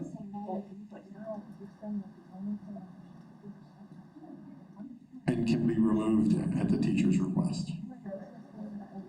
So I ask for something, I decide I don't want it, I can ask you to take it out as well. Yeah. Okay. So, and will be removed at the request of the teacher.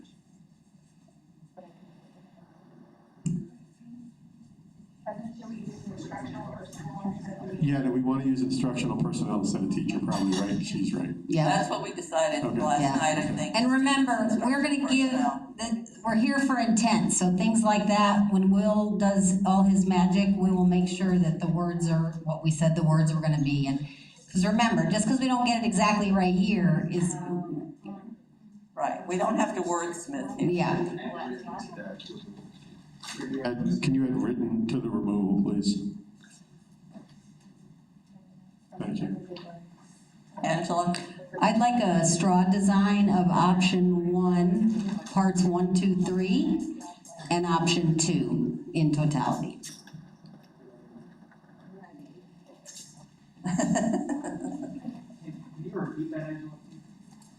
I'm saying a straw design of the 3 pieces of paper in front of Cindy and this piece of paper here.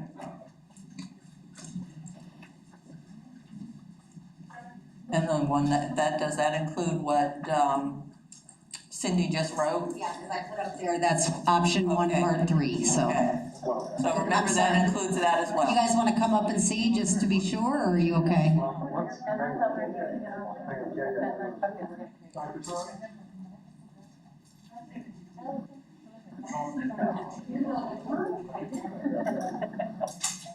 All right, Kevin? There's, we really didn't give an appropriate caucus report. So we have one of our team members has grave concerns over being required to use a camera. And so. Well, it's an instructional method, and it's not a camera, would be my response. Okay, so I'll change from camera, I'll say has a grave concern about using any device that would put them somewhere other than where they would traditionally be, which is only be seen in the classroom, face to face. So is there an opportunity for teachers that feel that way to kind of be assigned to the face-to-face model? I'm gonna, it's a management right to give teaching assignments. And I would hate to say that you could opt out of your teaching assignment if that's what the school needed. So that could definitely be a barrier for management.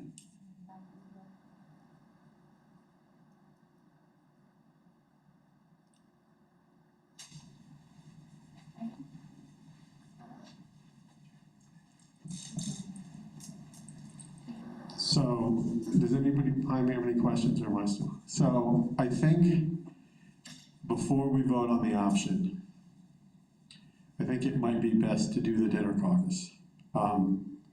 Because like I said, somebody has a grave concern. And I appreciate that. As we've talked about with the story, management has to come up with the way we're going to deliver the instruction, given this pandemic. It's not a, oh, okay, good. It's not a method that we're saying we're going to permanently change conditions of employment. It's a temporary change due to the pandemic. So that's the only why I'm saying I'm pushing back a little bit, because this is what the district has to do. I don't mind putting safeguards and putting language in place to protect the teacher, but just because you don't want to, I'm sorry to say, is not an acceptable reason. I just wanted to mention too, because I know we have had this conversation, and I think we've had it in the past couple of days too. We're obviously not going to be able to resolve every single individual issue or concern in bargaining. We still have the Labor Management Committee, and so that's where I think a lot of some of those individualized concerns are brought. And so I don't mean to minimize or downplay an individual person's concern, but just wanted to mention that if in most situations we feel like this is comfortable, we still have that as an avenue to make sure that people are given consideration based on some of those unique factors. Okay, Christine?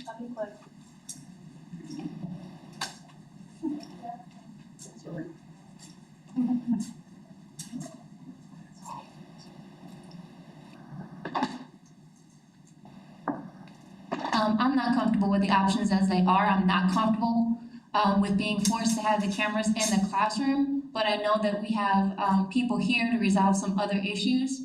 I will not be able to vote and move past this, so I would suggest that maybe we table cameras and move on to class size and other things on the list to move forward.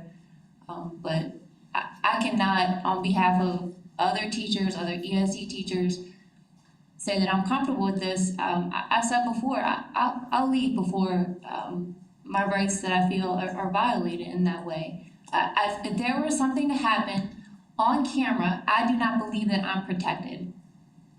I believe that many situations will come up where I do exactly what I'm supposed to do as a teacher, and things happen, and it's live, it's seen, it's commented on. There have been many situations like that, and that teacher ends up on the news, they lose their job, they lose their certification, they're in handcuffs. I have many fears, and I don't feel that my fears should be ignored and that I'm forced into a situation where I'm uncomfortable if there's an option. I just want a choice. I don't have an ADA. I'm not gonna have Leave Virtual or solely Home Connect. I want a choice. So I'm happy to table it, but I don't see.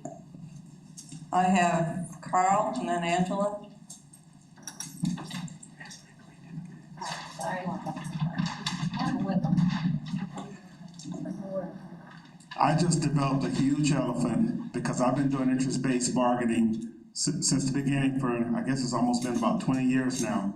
And one of the things, because I'm struggling with certain pieces, but I understand with part of interest-based bargaining, I had to back up yesterday to make sure that I didn't dig my heels in and establish a position. Once we begin to establish positions, then the process is not being held. And so right now I'm having a huge, maybe the facilitators can help us with this, but I'm having a huge elephant right now.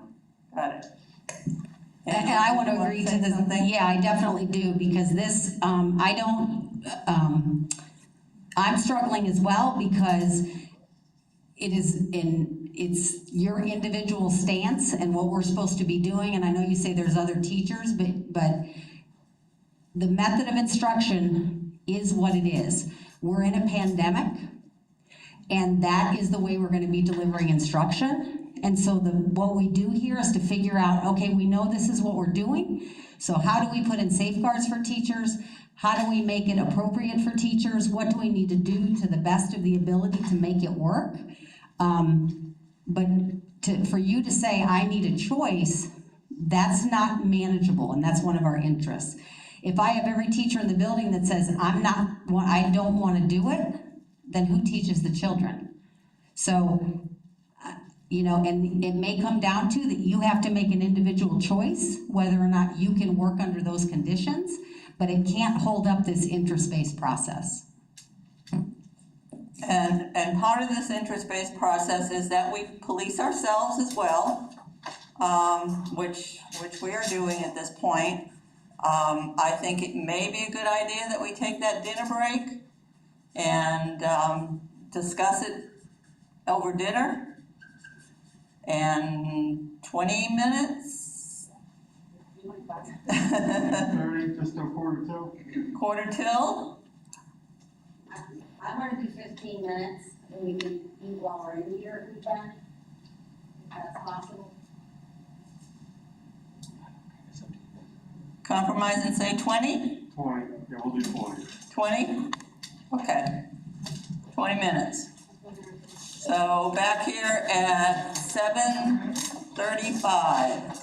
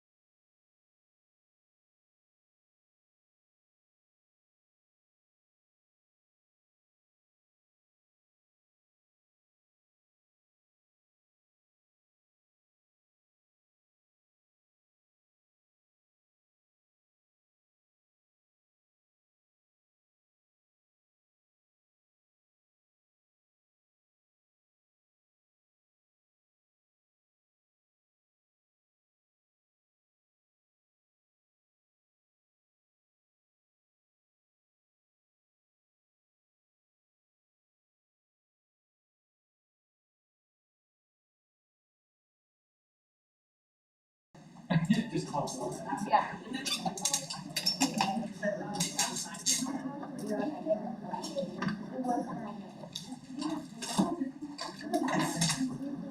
Okay, I know the district did not caucus during this break, but TALC, did you caucus? Do you have anything to add for a caucus report?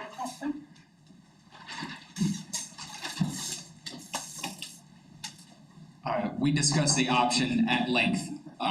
All the questions, concerns, and you know, how we can potentially move forward from here. I think I'm gonna pass the mic down to, So I think as these events hit home during a global pandemic more than ever before,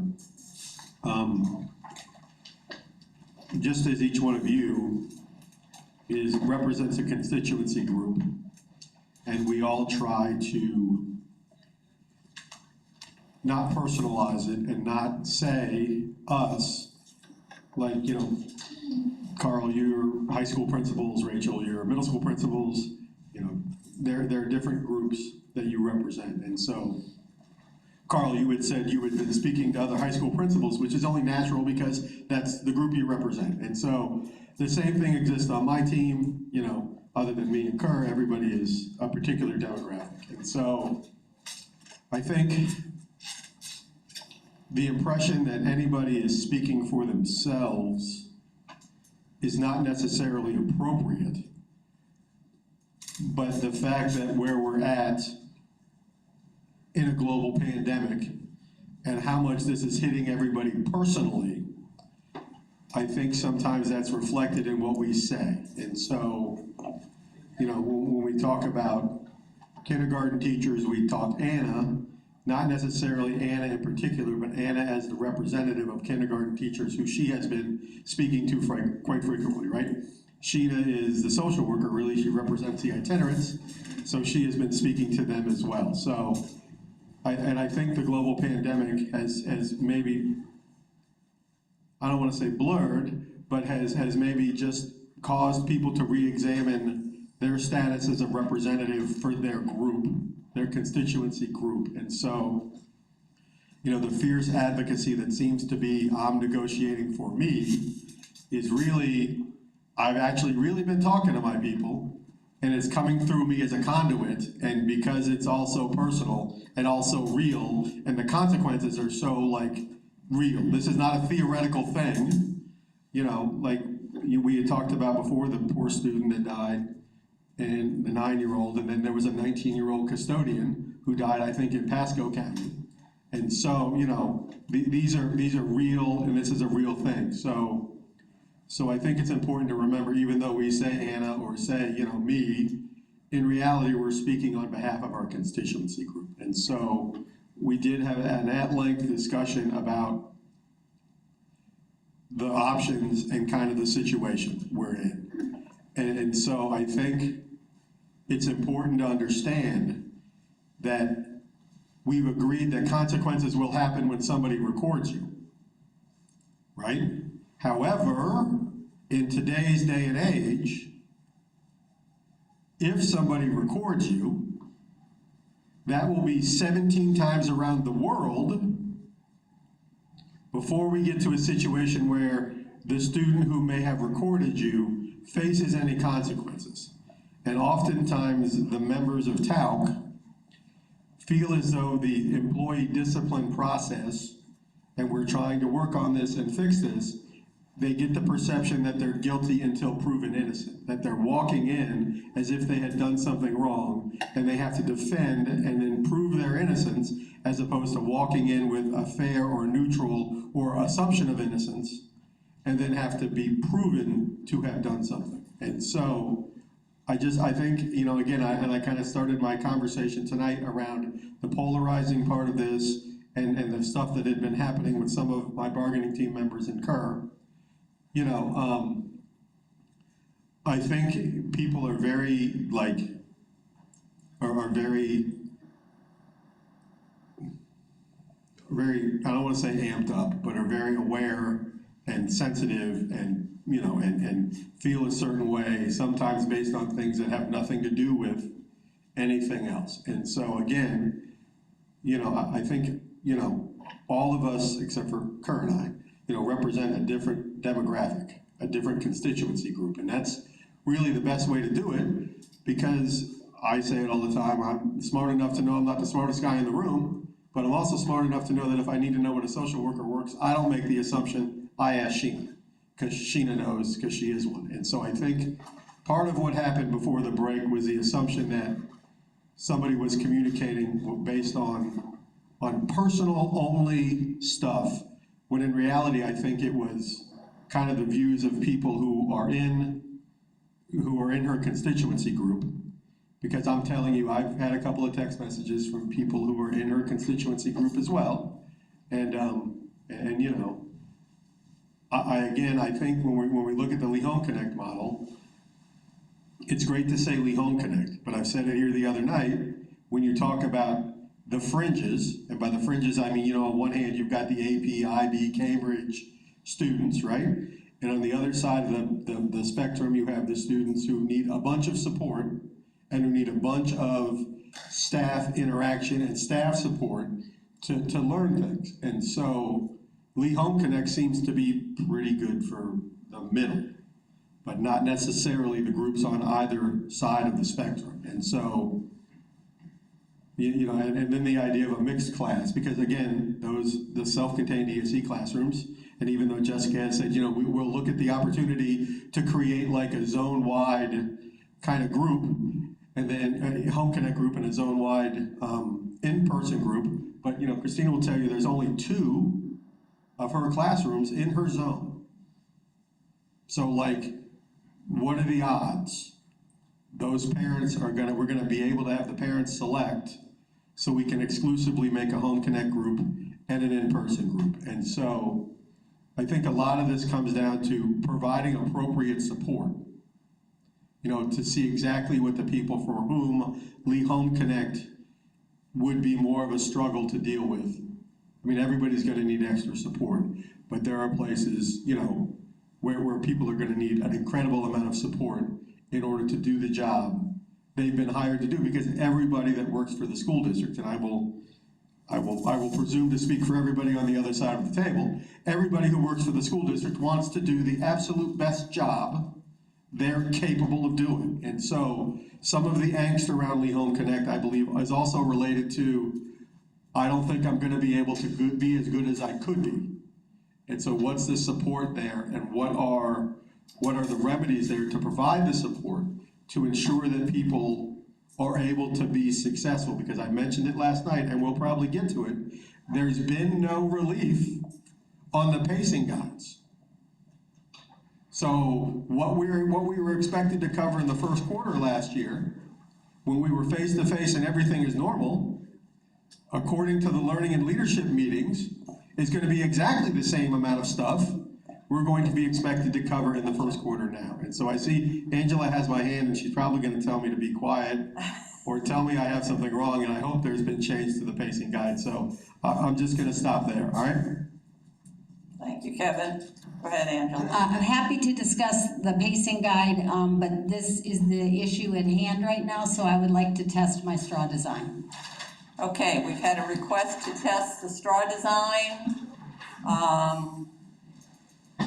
which was, Cindy, can you, option 1? I'll start. So, okay. Option 1,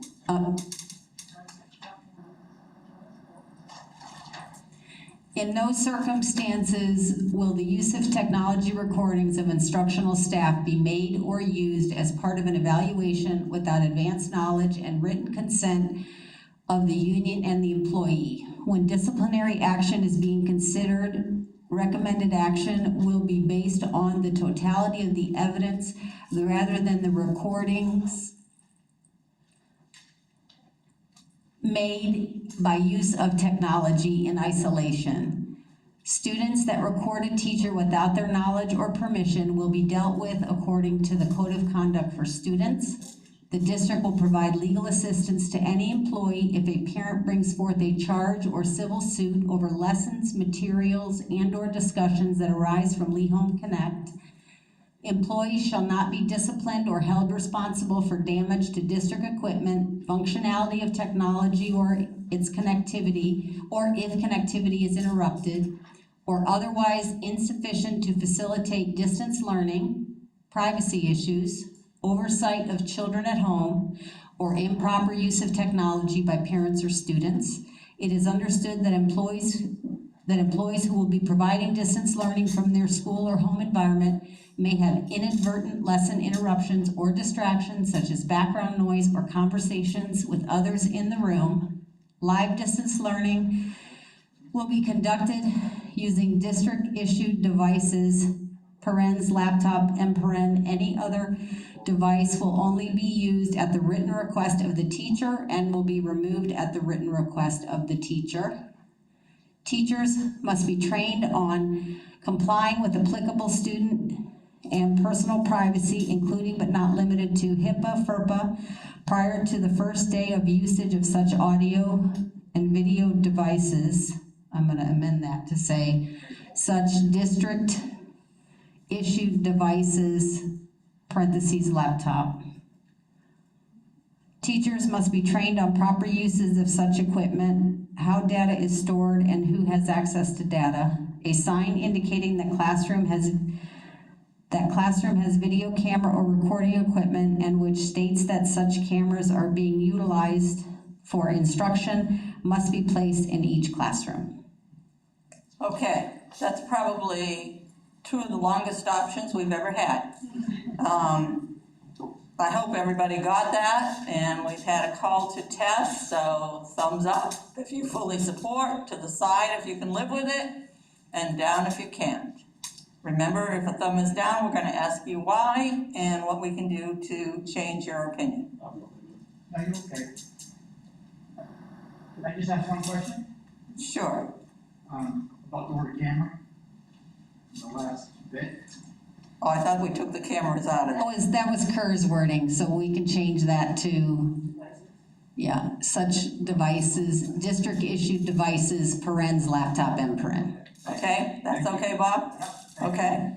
So I think, please do it again so I can just check everybody. We're good here. All right, I see 2 thumbs down. Tina? After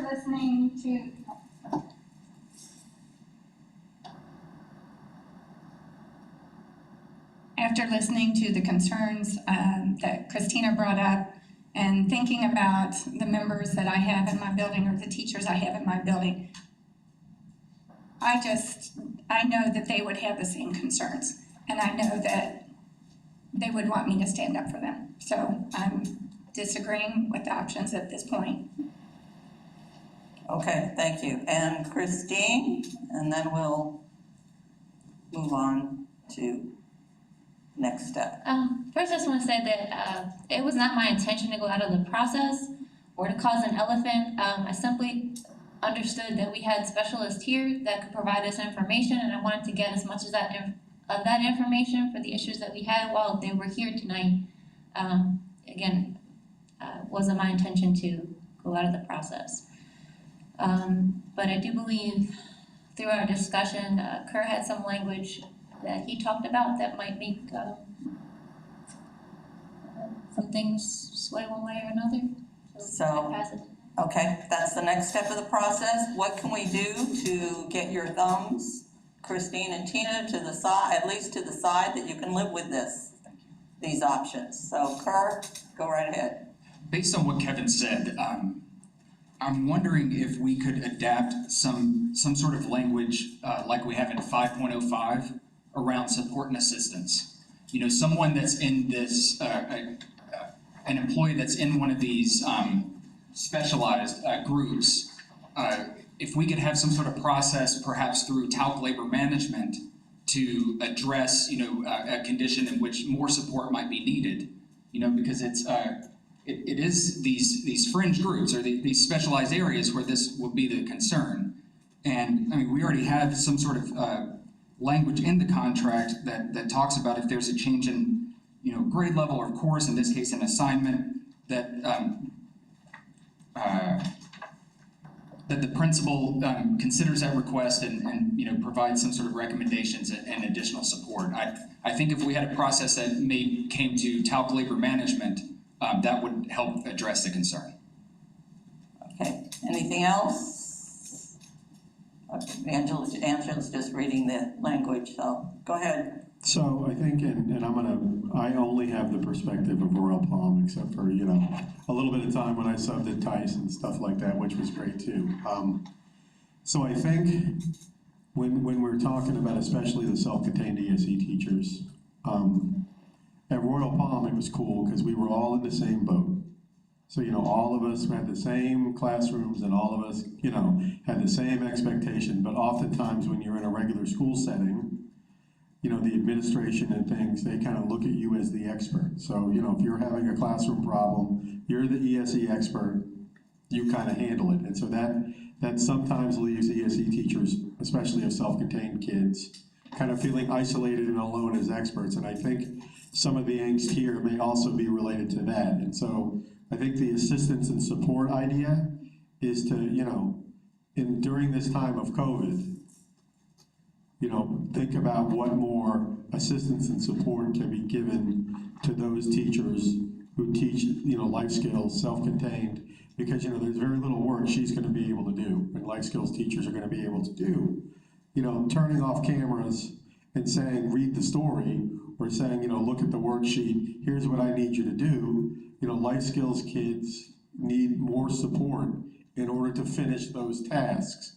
And so where a lot of teachers may be able to do that or share their screen with Google Slides, and do things like that, the self-contained life skills ESE teachers, they don't have that ability to do that because the students need more support in order to be successful. And so I think as we think about these things, the idea is, what extra do we need to have out there so that they can be as successful as they can be? Because again, everybody in this room, wants to be the best teacher they can possibly be, and that keeps people up at night, and I'm sure it keeps the administration up at night. How am I gonna set my teachers up to be the most successful teachers they can be? What structures am I gonna build for them so they can be successful and feel good about their job? So I think, as we look at these things, I think the idea of that additional support is probably gonna go a ways to make people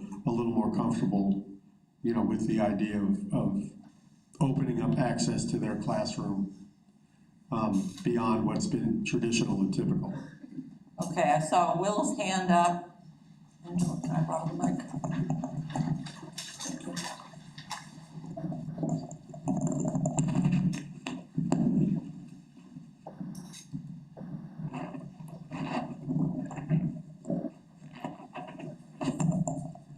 I think you guys captured this in what you just put out there too, but I think that it's important to mention, and I know that this is,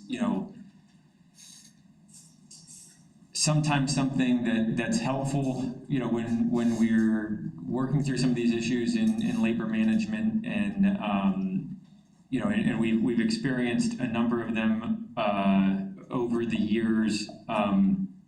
That it helps the process when when we find ourselves in that labor management stuff, when people come to the table with potential solutions in mind. And I don't mean that to, to say anything about anyone one way or another.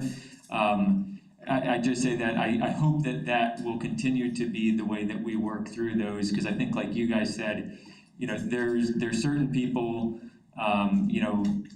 that they're in that classroom day in and day out. They have a good feel for what it's like. They're working with their administrators on a daily basis. I hope that it doesn't turn into people coming with problems only, and not having thought of what are some potential solutions. And again, going back to that interest-based process where it's not, this is what I want. It's these are our interests, and let's come up with, you know, the best possible solution so that it's not a win-lose, you know, so that everyone gets, you know, their interests met to the best of our collective ability. Okay, thank you. Anybody else? I saw Angela frantically writing back here. Oh, Carl, okay.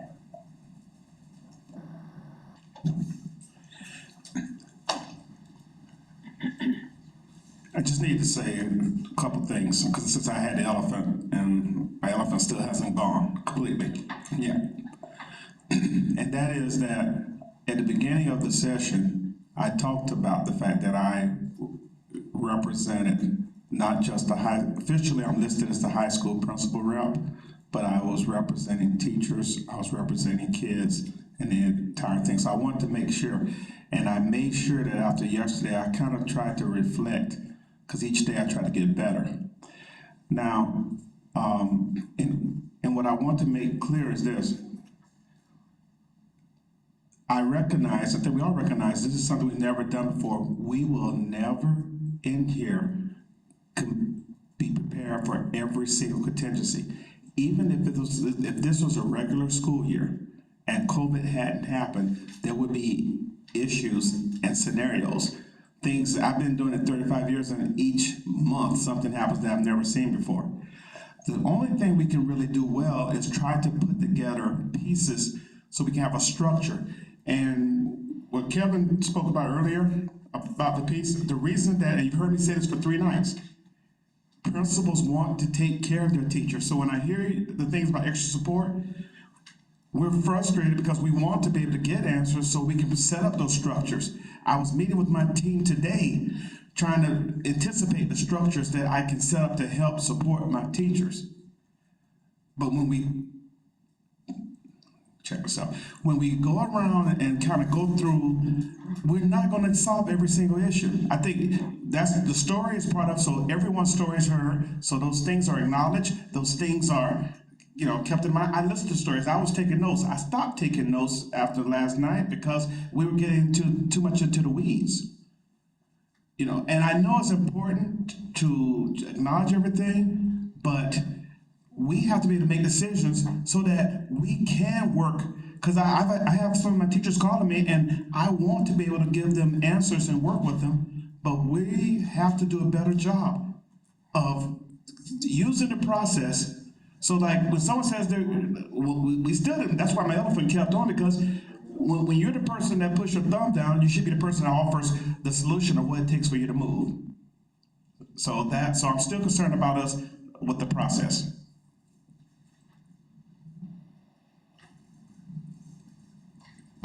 Angela, next. I'd like to share an option and add it to my straw design. Any instructional staff who, due to the nature of their assignment with Lee Home Connect, may request in writing support and assistance. The principal or designee shall consider the request and shall provide written recommendations relating to the request. The next step in this process would be labor management. So I'd like to add that to my straw design, and I'd like to test it. So that would be option 3, Cindy? Okay. Yep. Add option 3 to the straw design.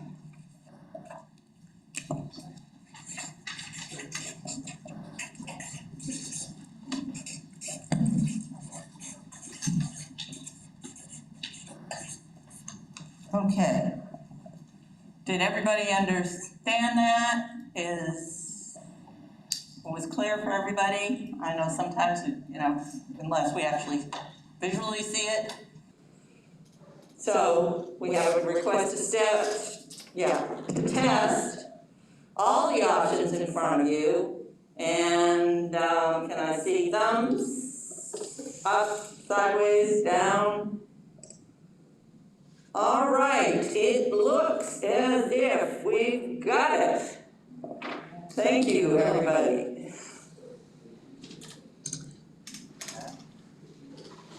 So we need to move some paper, but Kurt, go ahead.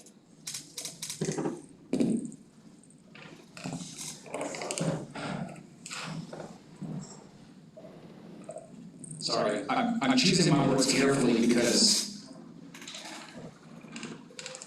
Mr. Burnside, TALC filed an intent to bargain on June 17th of 2020. And so we have been working to get to the table to address a lot of these concerns because we knew how many concerns there were.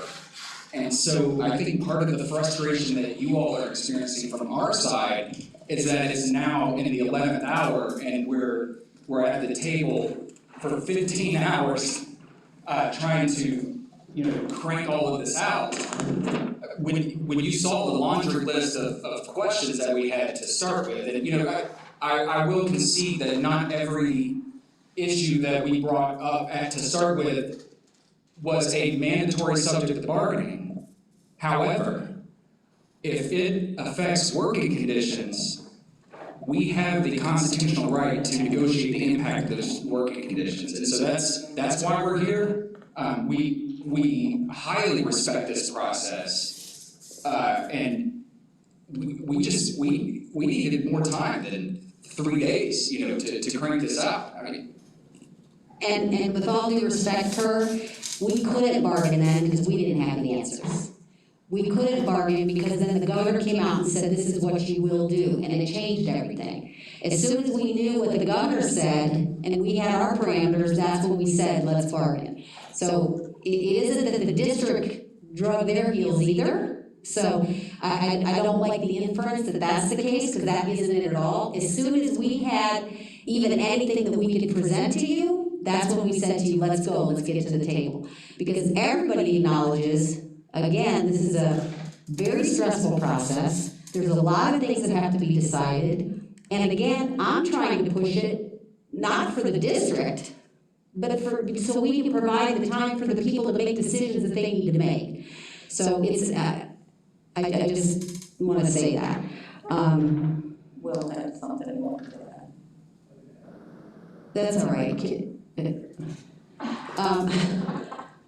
I would like to, in the interest of jumping a story, because I'm hoping that this addresses something that you guys said, I would like to put this up as an option, and this is about the concerns I heard from you guys about planning time and duty-free lunches and all of that.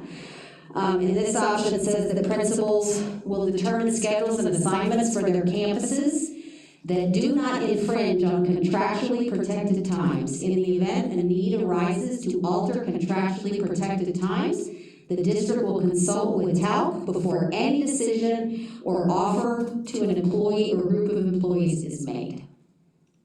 So I came up with this in response to your concerns about that.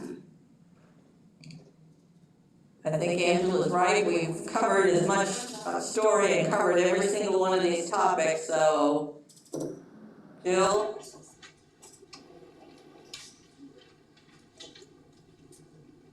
Angela, can you read that one more time slowly, please? I just can't see that far. Principals will determine schedules and assignments for their campuses that do not infringe on contractually protected times. In the event a need arises to alter contractually protected times, the district will consult with TALC before any decision or offer to an employee or group of employees is made. Jill?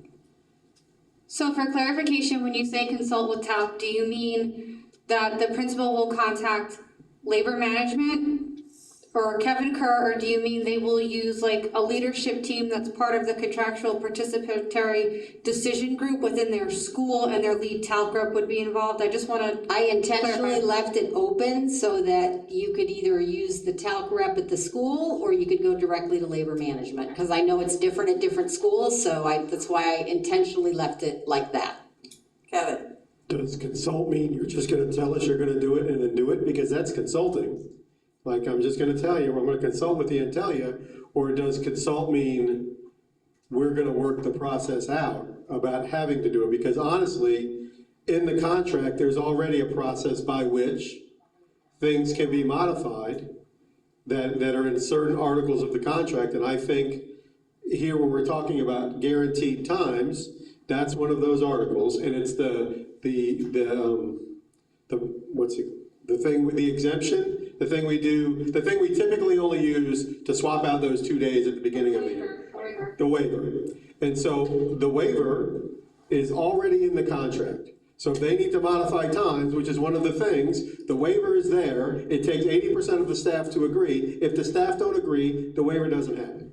And the only reason I didn't do that, one, I took this language from the MOU that you gave me, is because in this uncertain time, I don't know that I have time to get 80% vote, but I can very quickly either call up you or call up Angela or Will and say, we have an immediate problem that we need to figure out and work through. And I'm not sure, truth be told, when you say another local, it was Nassau County, and I'm not sure that Nassau has the waiver process, and so, sometimes when you kind of pirate MOUs, you don't really know if they have that process in their contracts. I mean, I'm concerned again that consult means, we've got to do it, so we're going to do it.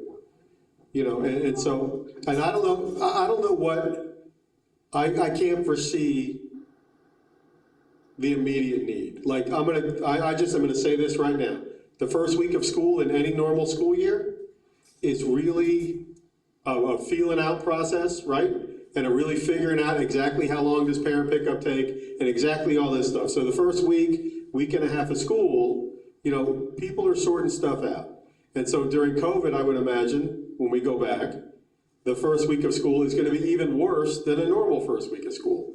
But again, I mean, I'm sorry to interrupt you, but I just want to, the reason is, I disagree that it will only be the first week of school. We don't know on a daily basis if I gotta quarantine this classroom, if I gotta shut this down, if this kid needs to be in isolation, and so therefore, I've got an emergency on my hands and I need someone to assist me, and I don't have time to take 80% vote of everybody who may be teaching in the middle of the day.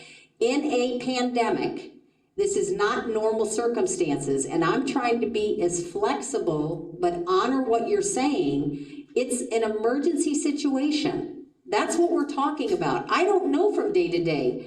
And I know I've talked to principals and they'll tell you, they don't know, and they're afraid of that as well. You could get a phone call that so-and-so, it could be the middle of the school day that we get a phone call that says Susie in Mrs. Smith's class, her mother tested positive. And so we're gonna have to immediately do something. And I don't have time to do a ballot and do it. I'm just saying, it's the reality of what we're facing. Jill. Would you be amenable to changing consult to involve or include?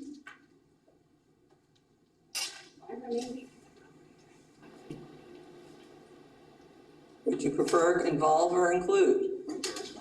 and yeah, sorry, Rachel's up too, sorry. Yeah. I saw Rachel and Anna.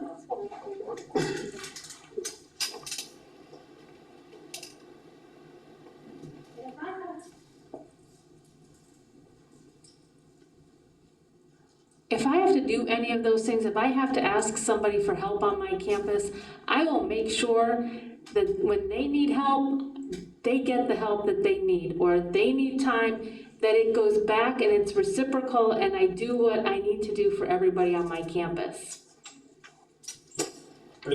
So I think the teacher's concern here is not that emergency thing. Their concern here is we're eating lunch in the classroom with the kids every day and not getting a duty-free lunch, or we are doing staggered dismissal and it will go beyond the 7.5-hour day. Or, and again, that's... And that's what I'm planning. I have a dismissal that's worked out right now before I have all the information that I can get. I'm doing what I can do, color-coded and charts. I don't know if it's gonna work because I don't have all the information that I need. I'm doing my best with half the information. Anna had her hand up.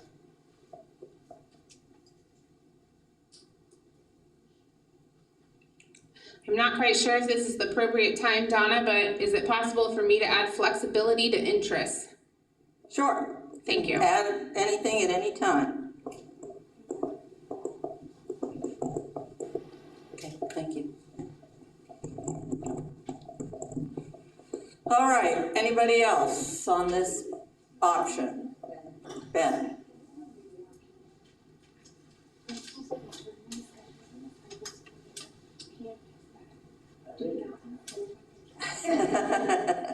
I think at this point, the majority of people are trying to make plan A, B, C, and D that will hopefully encompass any of these issues that might arise and trying to come up with really quick fixes to them without having to go through a long, extensive plan that may require a vote or whatever that may be, while still making sure that we're taking care of the duties and functions inside the school and making sure that we are making sure all students are safe and our staff is safe as well.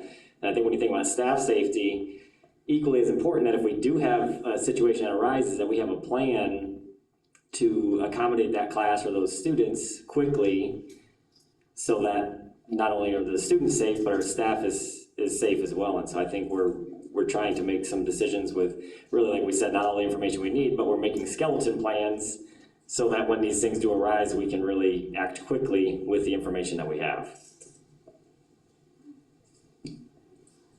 Okay, Angela.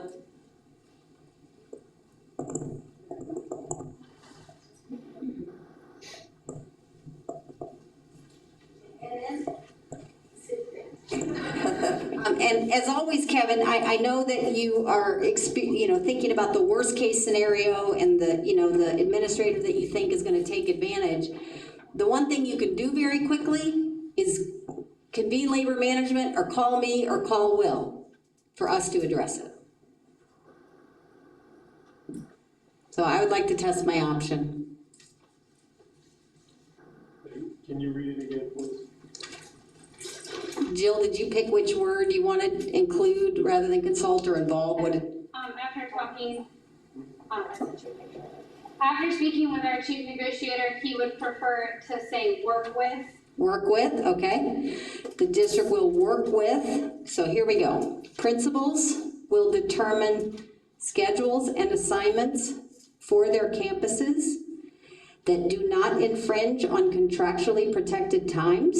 In the event a need arises to alter contractually protected times, the district will work with TALC before any decision or offer to an employee or group of employees is made. And I'd like to, test. Yeah, everybody get that? Understand it? Any clarifications needed? Okay, I see thumbs. It looks like we are, Will? Thank you. Good to go. So while Dr. Spiro was here and Ms. Whiff, I thought if it's okay, we'll jump to class size. I know that was one. And then the quarantine room / safety. I see Anna has her hand up before I. Go ahead, Anna.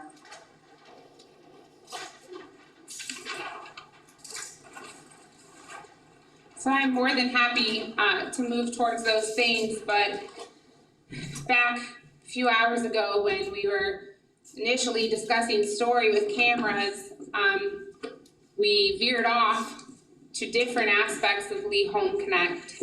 And I would like an opportunity to just kind of say some things and potentially have some answers answered, because I do believe it affects a large portion of teachers being able to adequately make a decision coming up here soon. So, I frankly am not really sleeping very much. I don't know about you guys, but this has taken over precedent in my life, trying to make best decisions, and we all know it's difficult. So, I wanted to do a little sample, and it was a small sample because I don't have access to all the emails like you guys do. So I just sampled some few elementary teachers and I asked them a series of questions. And so the first question I asked was, what grade did they teach? And so it went It went from various positions within an elementary school, and not just classroom teachers.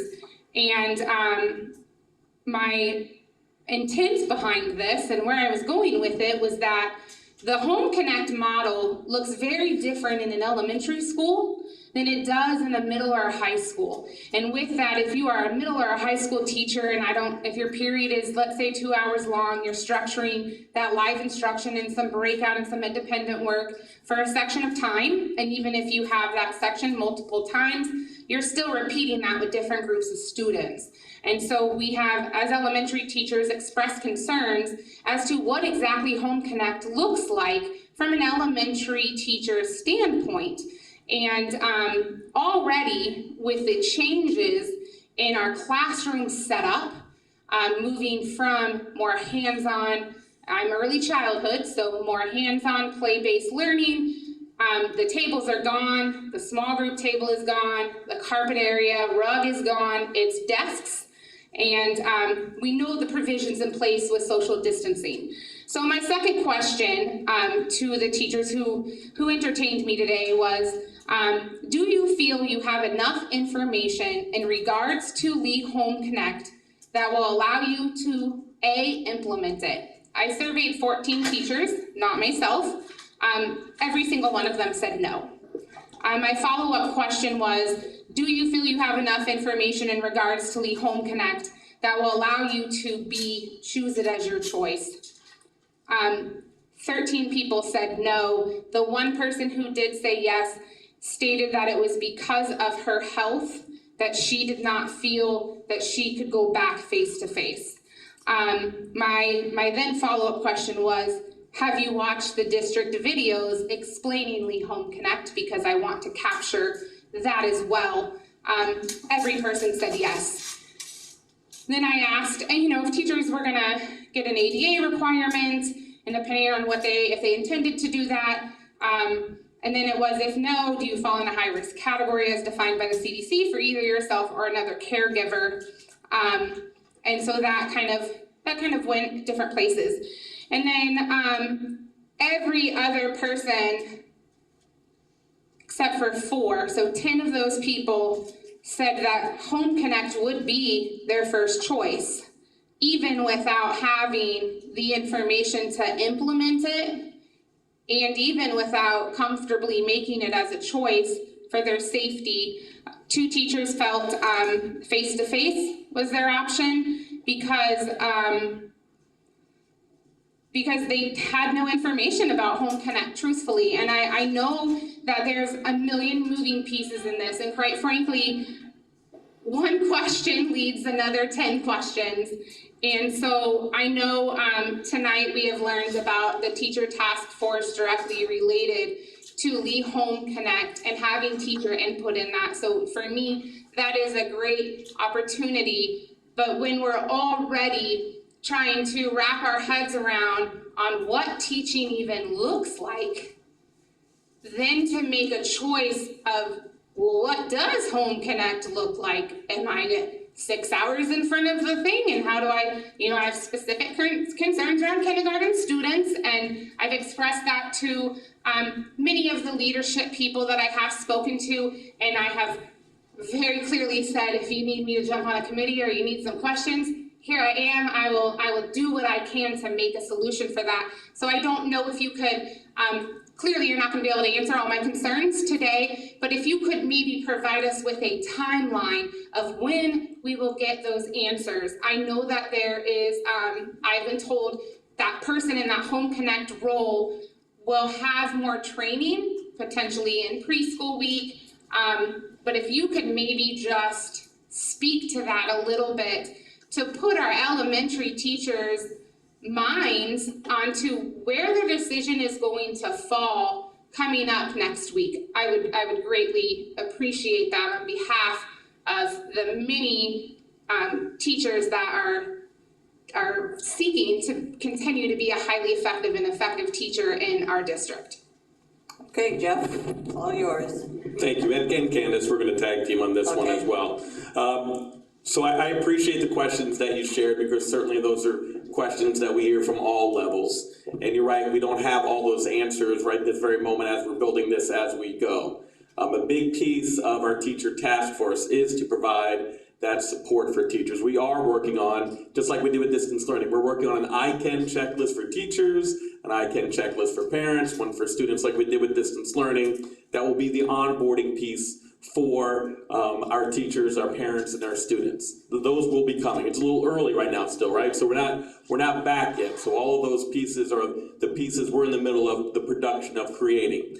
That task force will help drive some of that work to what it looks like. And then the day in the life of will continue to come out of all of that work. And I'll let Candace talk a little bit about what a day in the life of elementary school could look like, because we are not expecting you the entire time to be in front of the camera if you're home, lack of a better word, the camera for the Chromebooks, because we do want you to engage with students. We still want them to be able to have some sort of experiential learning as well. And so it's going to look different, and it's going to have to be a little bit creative with that. And you're right, and I'll let Candace talk about the day in the life in a second, but you're right about the classrooms as well for face-to-face. You know, everything that we know as best practices in the district, really, we're having to take a back seat to all that. We're having to take a back seat to, you know, that small group instruction as the way that we know it. We're having to take a back seat to how we can use some of those structures that we've had in place for engagement as the way that we know it, so that we have to maybe find some other tools that will allow us to do that. So walking into a classroom does look vastly different, and it will be a stark difference than all of us have been accustomed to our entire career, and really have undone a lot of the best practices that we have been trying to really make routine across this district. So I echo the same concerns as teachers and yourself, because that's a challenge for us also, because we know what good educational practices look like, but I have to get out of my head all the time that this has to be different because of the safety protocols are in place. I liken all this to Maslow's hierarchy, right? We're at the bottom. We are at safety and security before everything else. And if those are the parameters we have to have in place before we can get teaching and learning to occur, then we're gonna have to do those pieces. I'm gonna let Candace talk a little bit about what the task force looks like, and maybe some day in the life of an elementary, since it was very elementary specific. All right, so I'm going to start with timeline first, because timeline impacts all levels with the task force. So we just sent out emails. Sure. Is that better? Yeah. So we just sent out email to principals asking them to send us names, because our goal is to balance the task force. So we're looking for equal representation across our zones, across our grade levels, and across our content areas. And by content areas, meaning our elective areas as well, because that, we know, as we've talked about arts before, is a very large concern for us too. Moving in that, August 5th is going to be the very first time we can convene that committee. And we'll be talking through those 3 high-level pieces of instruction, because we need to talk about engagement. So while we've built shells and we've been planning things in the background, these are ideas. Now it's time to actually say, let's put some meat to these. We've got a skeleton, now let's flush them all the way out and think through those processes.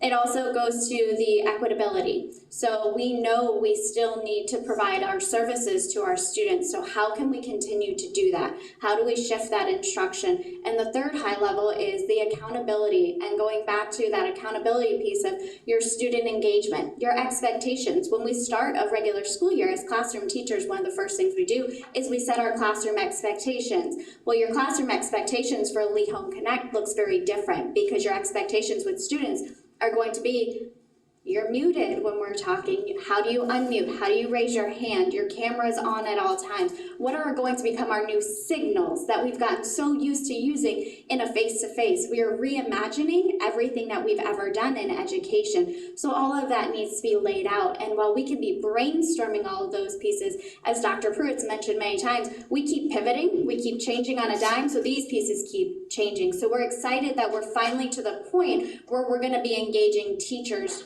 more. So the lack of what's out there is we can envision what the day in the life looks like, and we can work through these skeleton plans, but until we actually talk them through, we're not gonna be able to nail them down. So August 5th, August 10th, August 12th, and then we're gonna have that final plan to tie it all together with the professional development for those 2 weeks. So one of those pieces, when we saw the amended calendar, we were very excited because while we have said there are no required trainings for teachers, we are going to do everything in our power to put together a really strong optional professional development plan. And when we put together that professional development plan, it's going to lay out, here is something that we would highly recommend everybody diving in. So Google Meet would be a great one because we all got really comfortable with Zoom. I am one of those, and I have a hard time scheduling my meetings and meets because I like Zoom. But that would be a recommended, hey, let's all do those pieces. That level is a great one. Here's your how to engage the students in engagement. We just had a conversation this morning because now I'm gonna flip to that elementary side.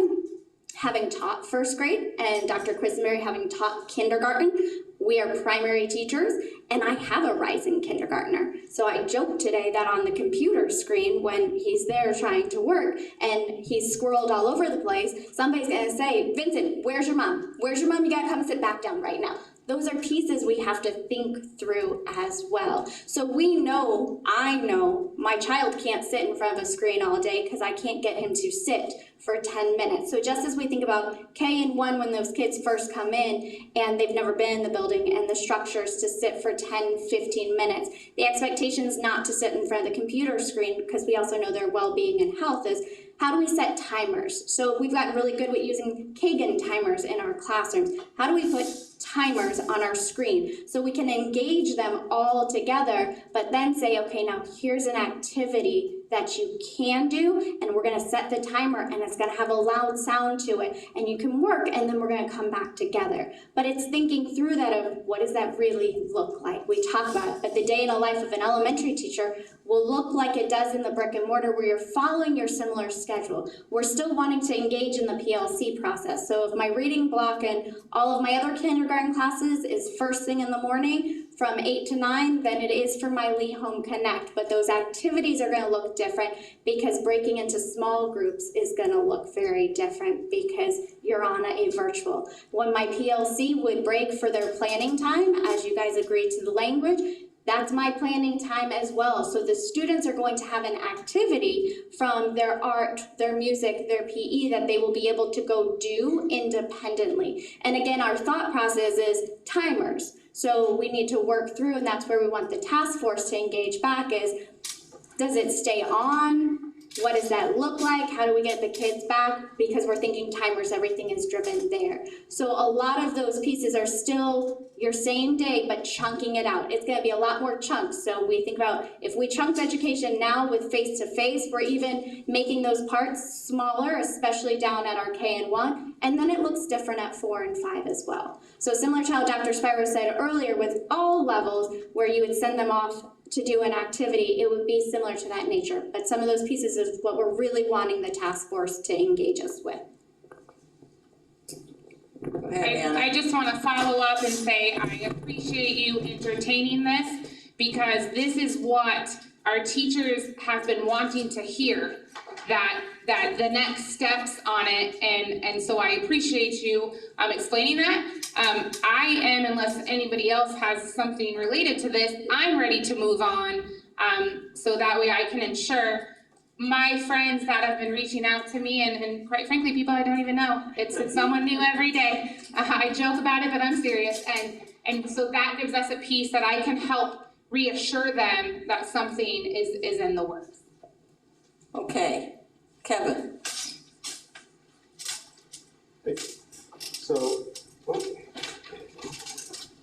So I guess my question is more related to the task force. And so, and I'm just gonna ask it, because I thought I heard something. So when I think I hear something, I just ask it. Are the principals selecting the teachers to be on the task force? Okay, because that's what I thought I heard, like principals were recommending people to be on the task force. They're making a nomination, but they're not selecting, so Okay, it's not that's not typically how it works. Typically, like in this room, right? Nobody over there gets to tell me who's over here. And so every other district committee we have, typically we, and again, I don't want to, and I know I'm coming off sounding mean, and I don't mean to, because I like the people in the room, but typically what happens on these committees and task force, like when we had the pandemic task force, the superintendent and Angela asked us, who do we want to serve on it? And so typically representation from the teacher side of things comes from this body. And so, I'm struggling with not saying something that I think is going to make people upset, but I'm going to try to be as nice as possible.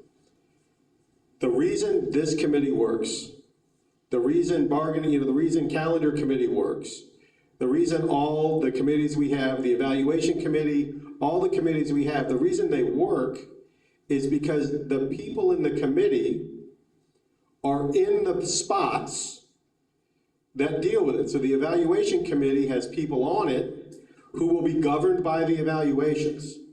And so part of the frustration with me personally around the process is it appeared as though the people who created the general process didn't involve us in the development of plans we would have to implement and carry out. And so, I mean, I can't back a committee that's not formed, our representatives aren't formed by us.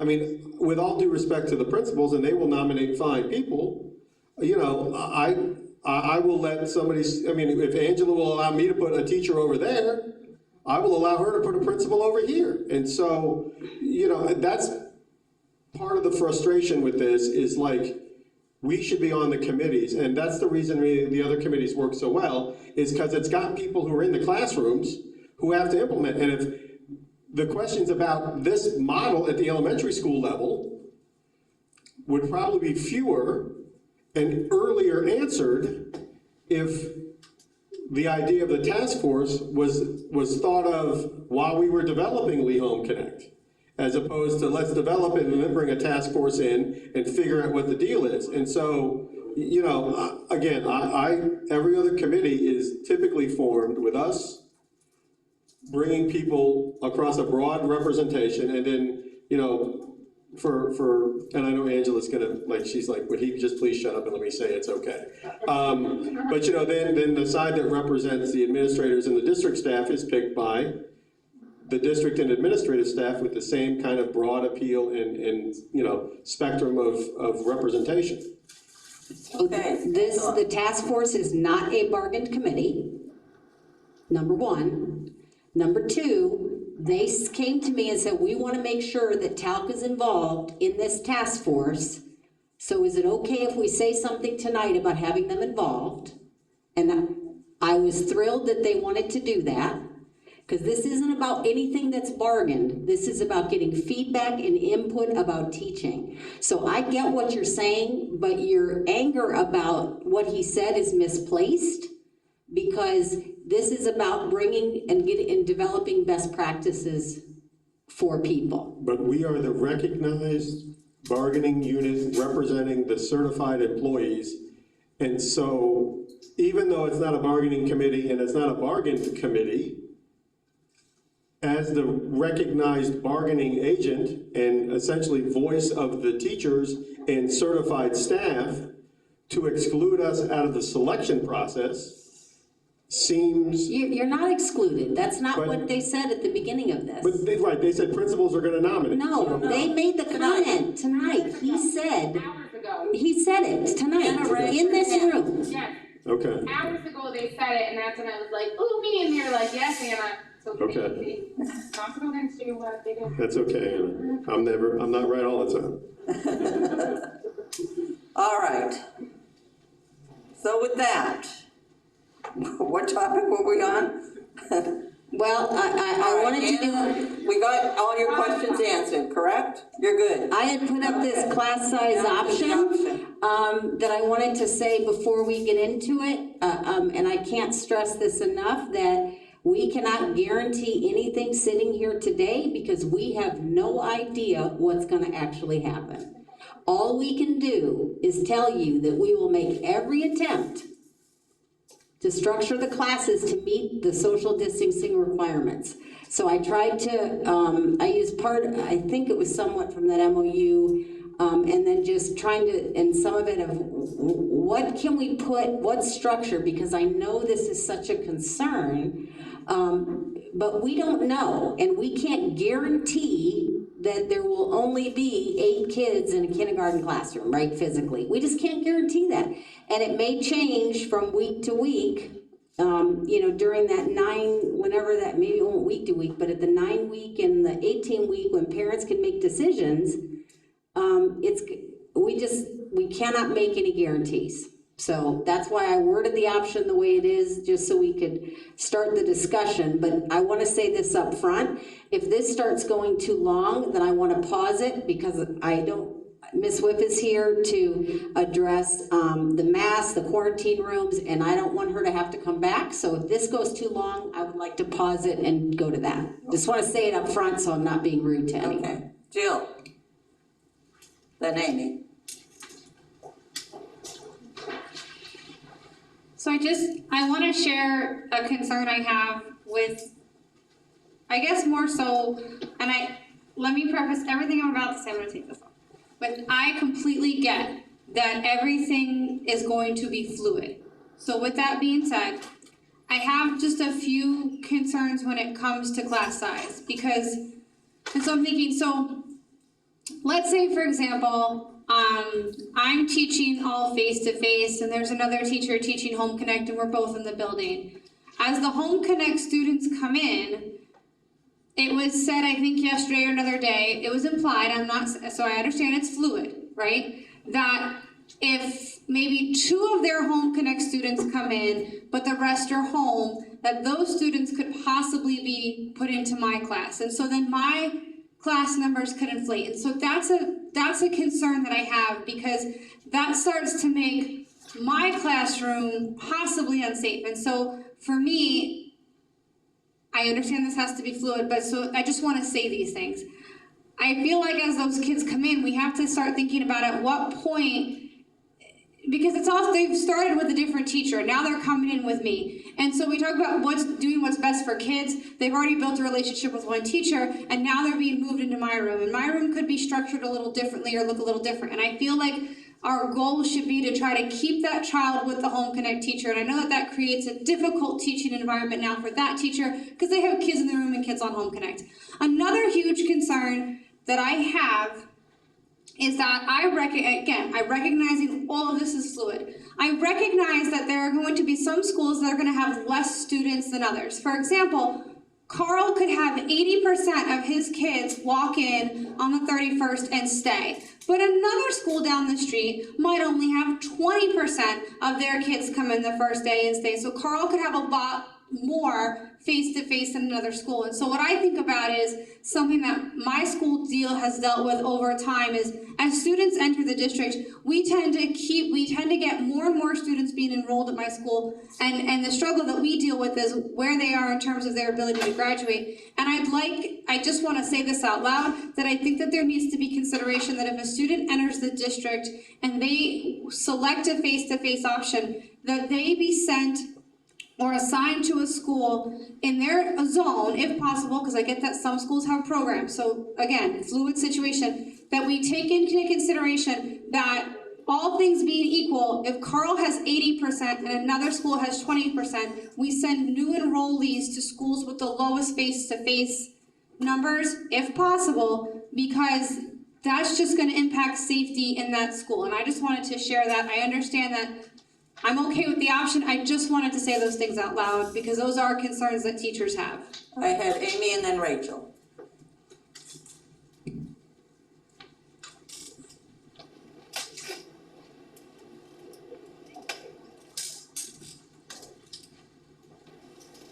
So I know that in the toolkit, which is still fluid, and the CDC recommendations for kids coming back to school, it says 6 feet when feasible between desks.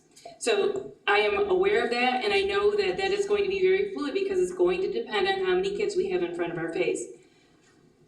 What I would like to know is, what is, if the 6 feet isn't feasible, what is the minimum amount that is considered not safe anymore? And I know that, let's say we're down to 1 foot, so there's 1 foot in between the desks because there's just too many kids face to face. What type of safety structures can be provided in that classroom to help make sure the kids stay safe? Okay. I think that's it. I had Rachel and then Sam. Jill, that's what I was saying yesterday. That's why you don't have one Lee Home Connect teacher, because then that's not fair to all the other teachers, because then you overcrowd the other classes. That's exactly why you don't have one complete Lee Home Care Connect teacher. Thanks. Okay, Sam?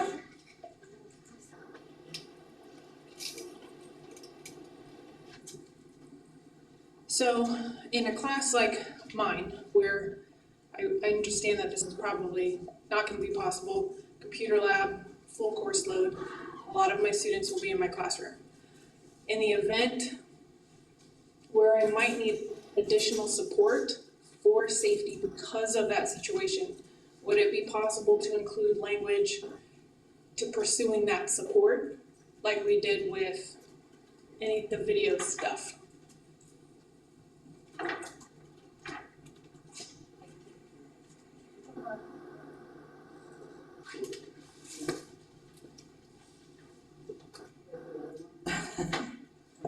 Okay, Cindy has them all.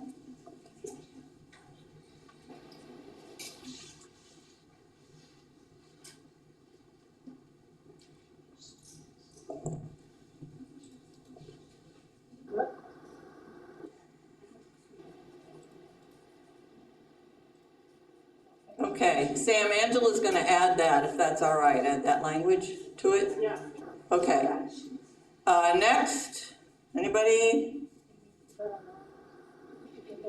have any other questions or? I just didn't get an answer on mine. Oh, yeah, we'll get there. I just wanted to know if there were any more questions before they start giving answers to the questions you had. Okay, which one? Okay, excellent. Sorry, we didn't know if that was the right time or not. Someone let Beth talk a little bit about the 6 feet, where feasible, and then we'll try to answer all your questions about safety. So anything less than 6 feet would be considered, you would be exposed at that point. So I can't really give you like 4 feet, 3 feet, 2 feet, really anything less than 6 feet. So of course, we're gonna try to space them as much as we possibly can, that's the goal. But we understand that that may not be feasible. So you do the best you can with the space that you have and how many students that you have. So, and we understand that. So did that understand? Well, what type of safety features? I mean, I'm thinking, are we going to put plastic around the desk or? Do you want to speak to that? Jeff's gonna take that one on. Sure.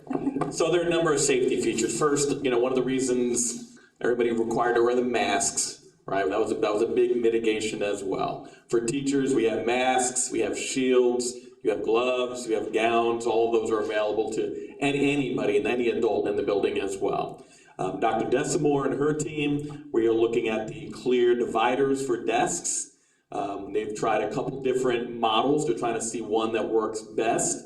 I saw another example of one today because they're trying to get them so they're durable. So we are looking at purchasing those for schools as well. We're trying to find ones that for elementary, that we can put them in the middle. So if kids had to do smaller groups in close in proximity, at least we would have those dividers as well. And some that will also work for even those singleton desks for other classes also. So those are coming, and then again, Dr. Desimore and her team are looking to purchase those.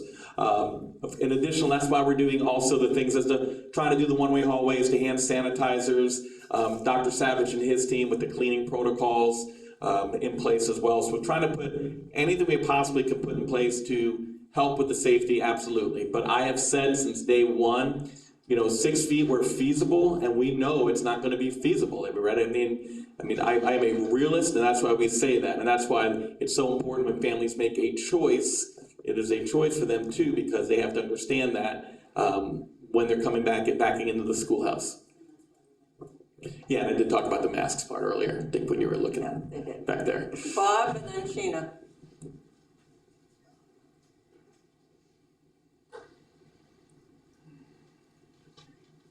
Yeah, looking at the toolkit, and I know that Angela, you said it was changing as we speak.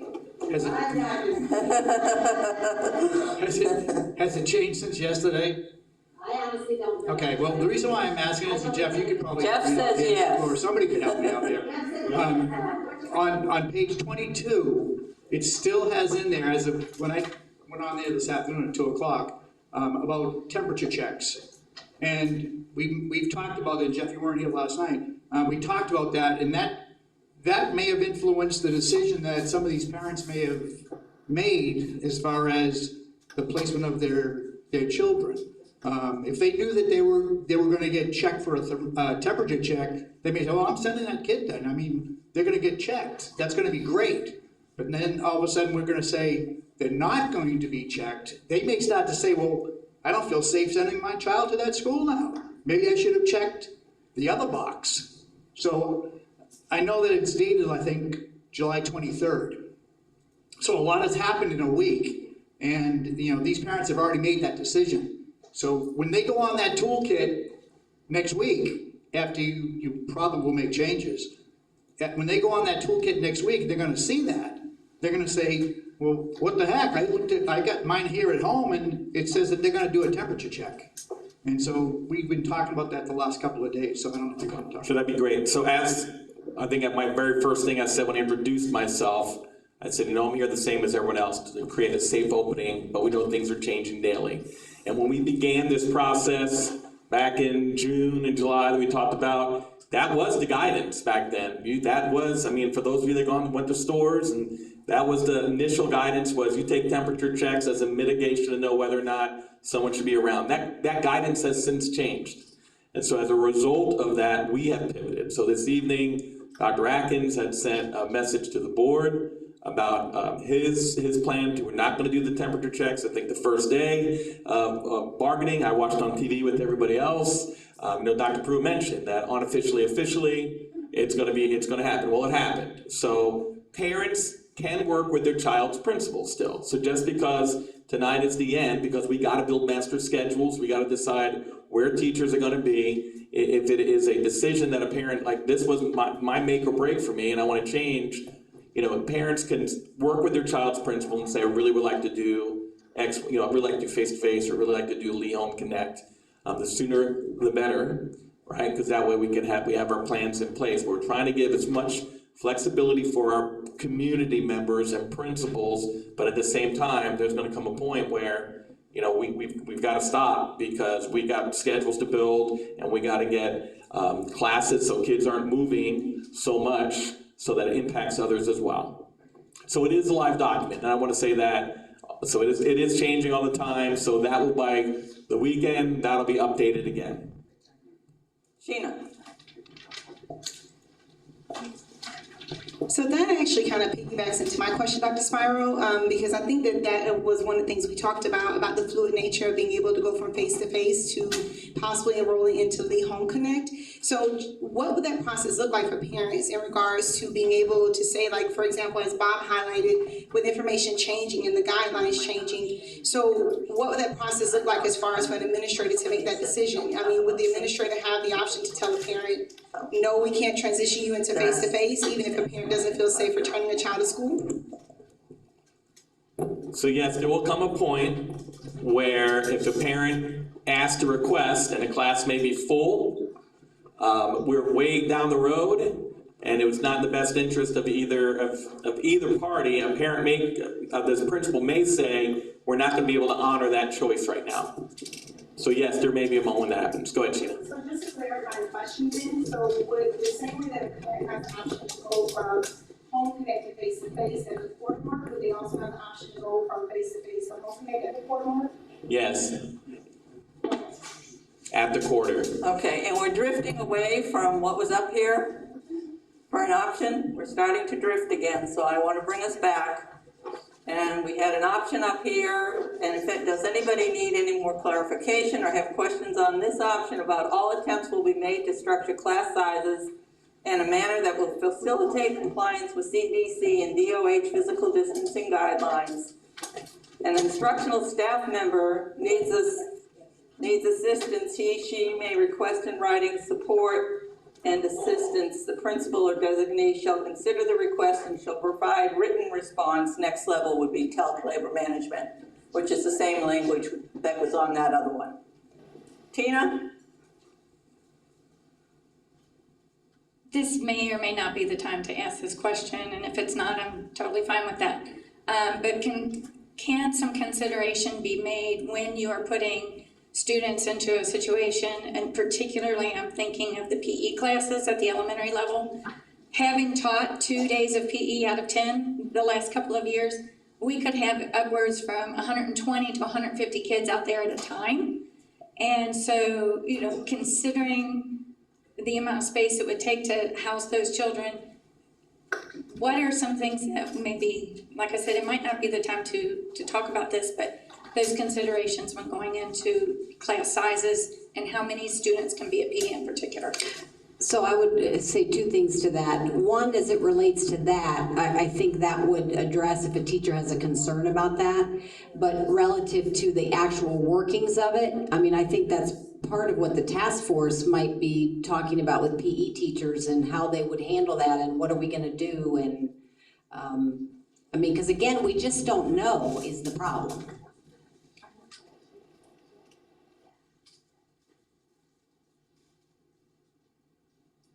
I guess to follow up with that, because in years past, we've just been given our schedule. If it appears that we have 120 kids out there at that time, we have the ability to go through here and get that schedule changed? That's my intent with that language. And I appreciate you offering that up. Thank you for making that clear. Okay. Amy? And then Ben too over there. And Ben. Ben, read first.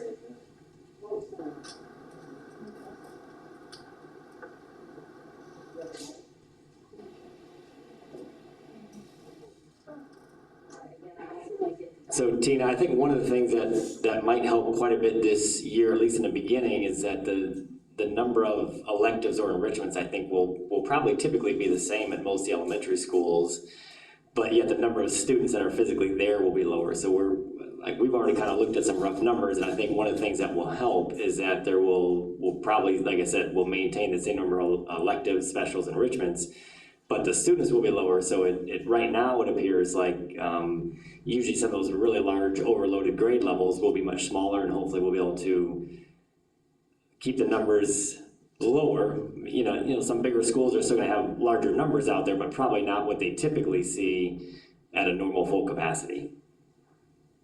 Amy?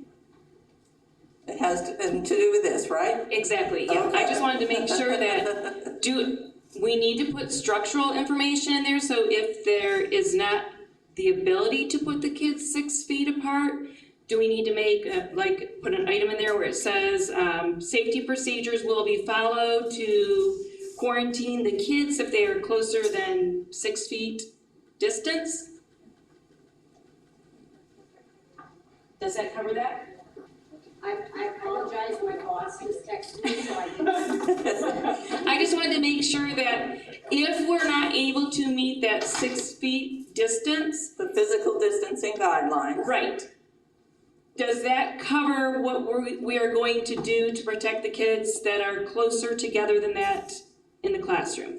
I think she's saying, can we add language that says that other measures will be instituted, implemented if safe distancing cannot be accomplished. Right. Plexiglass. Like the plexiglass and stuff they were talking about. I don't know, I would not be comfortable at this time adding that, but I'm happy to have further discussion and entertain another option once I have more information and more discussion around it. Okay. I mean, they did say it was gonna be, Jeff did say they were doing that stuff, so, but, okay, any other things on this this option? Thank you, Anna. Anybody else? All right, do you want to test this option? Yep. Okay. This is the option on class size, so I see all thumbs. We are good to go. Another one circled.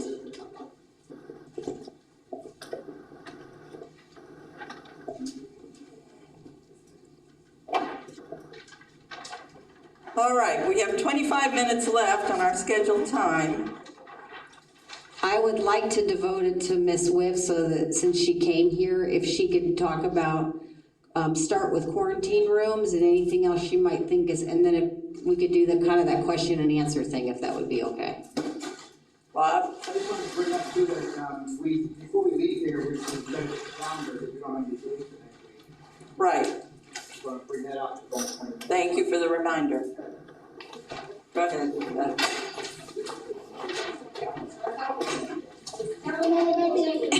Okay, so the isolation room is going to be something new for this school year. And the premise behind the isolation room is so that we can have a place for kids to go that are exhibiting COVID symptoms, so that we can keep them separated from our other students who may come to the clinic for medications, for first aid procedures, and what we call our clean procedures. So they're not sick, but they're coming for other reasons that they need to be in the clinic. So that's our premise with the isolation room. And we will have that staffed with a staff member from the school, and they will be supervised the whole time that they're in there, and then we will notify the parents to come and pick them up as quickly as possible, because of course we want them to seek medical attention or to to go home to take care of those medical needs. So I'm happy to entertain questions that you might have in regard to the isolation room. Sure.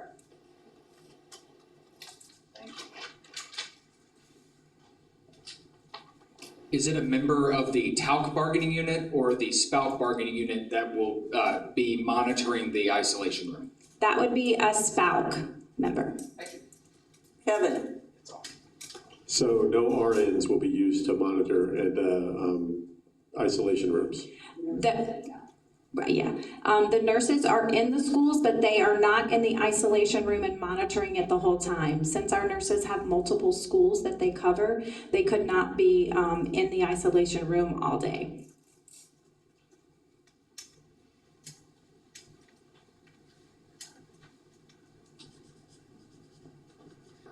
So my question is, what will the procedure or policy be when a parent does not come to pick up that student and that student came to school on a bus?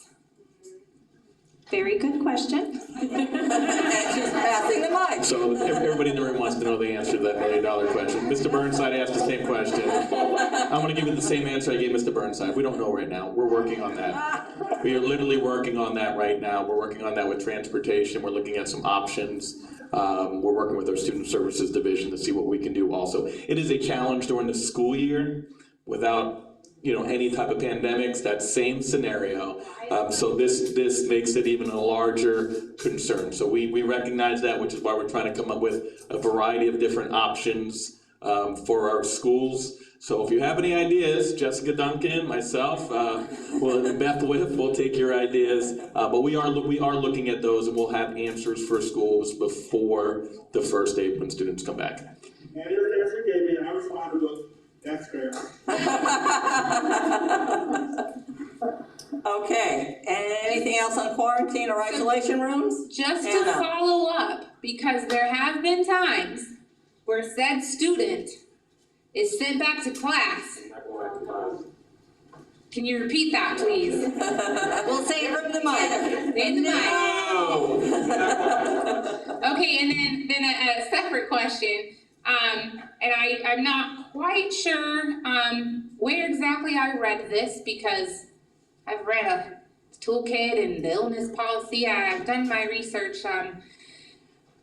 But there was somewhere that I read that if a student is sent home, that they would need to have, let's say with COVID-like symptoms, that they would need to have to return to school a doctor's note stating that they did not have COVID-19.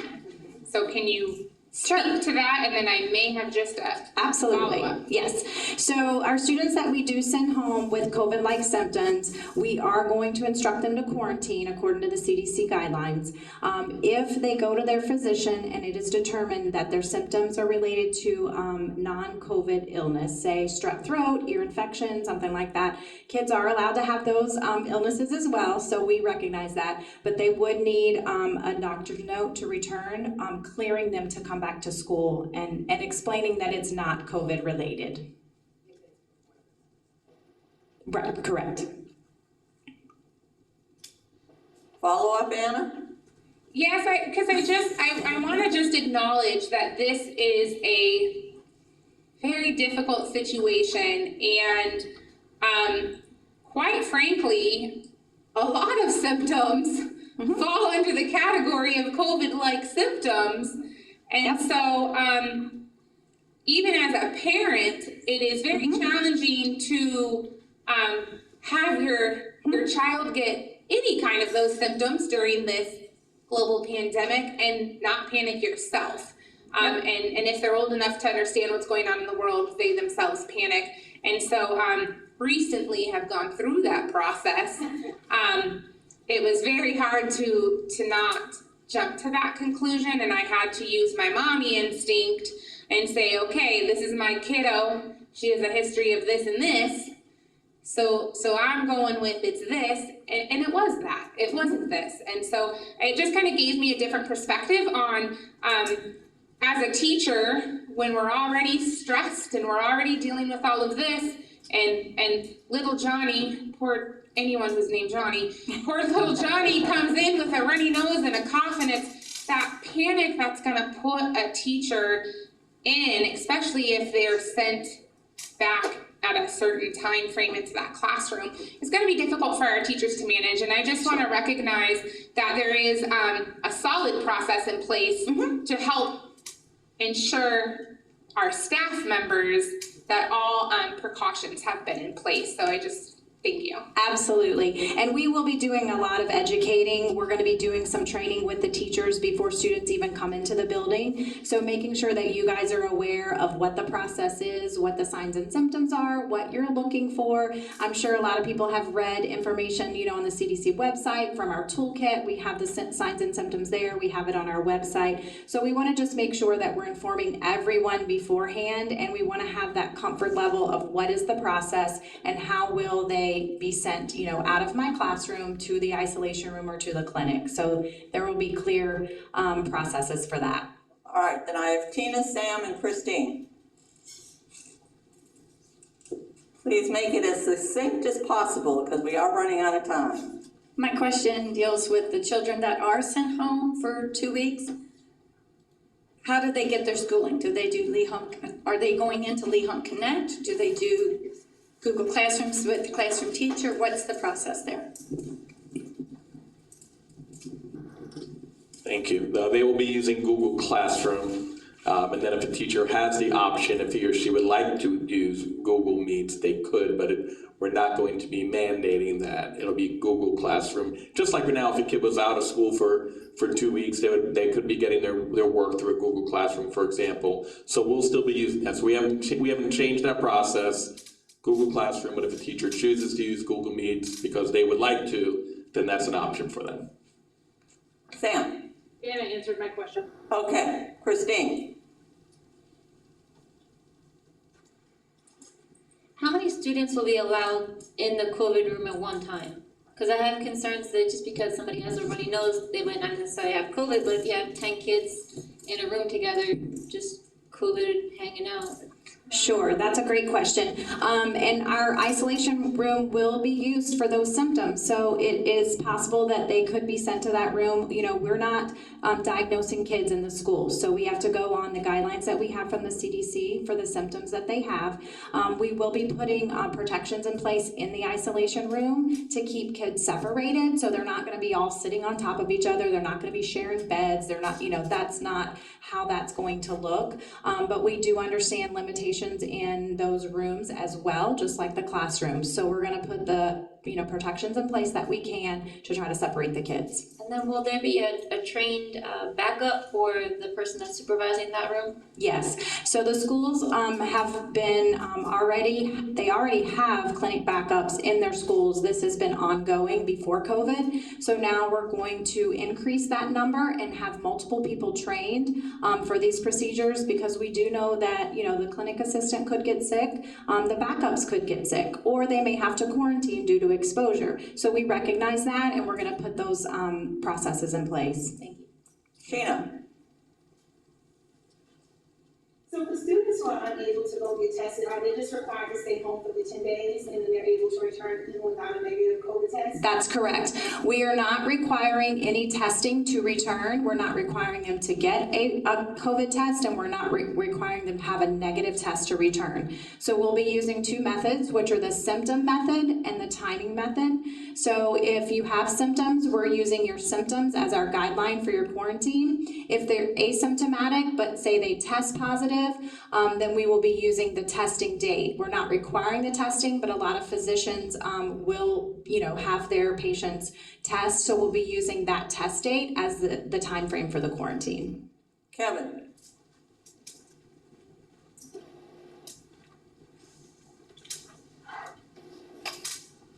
So this may be next on the agenda, but it's 9:19, so I want to make sure I get it out there. What's the procedure for closing a school? How are we going to make the determination that A, a classroom has to be closed, or B, an entire school has to be closed? I think that's a question that's weighing heavily on a lot of people's minds.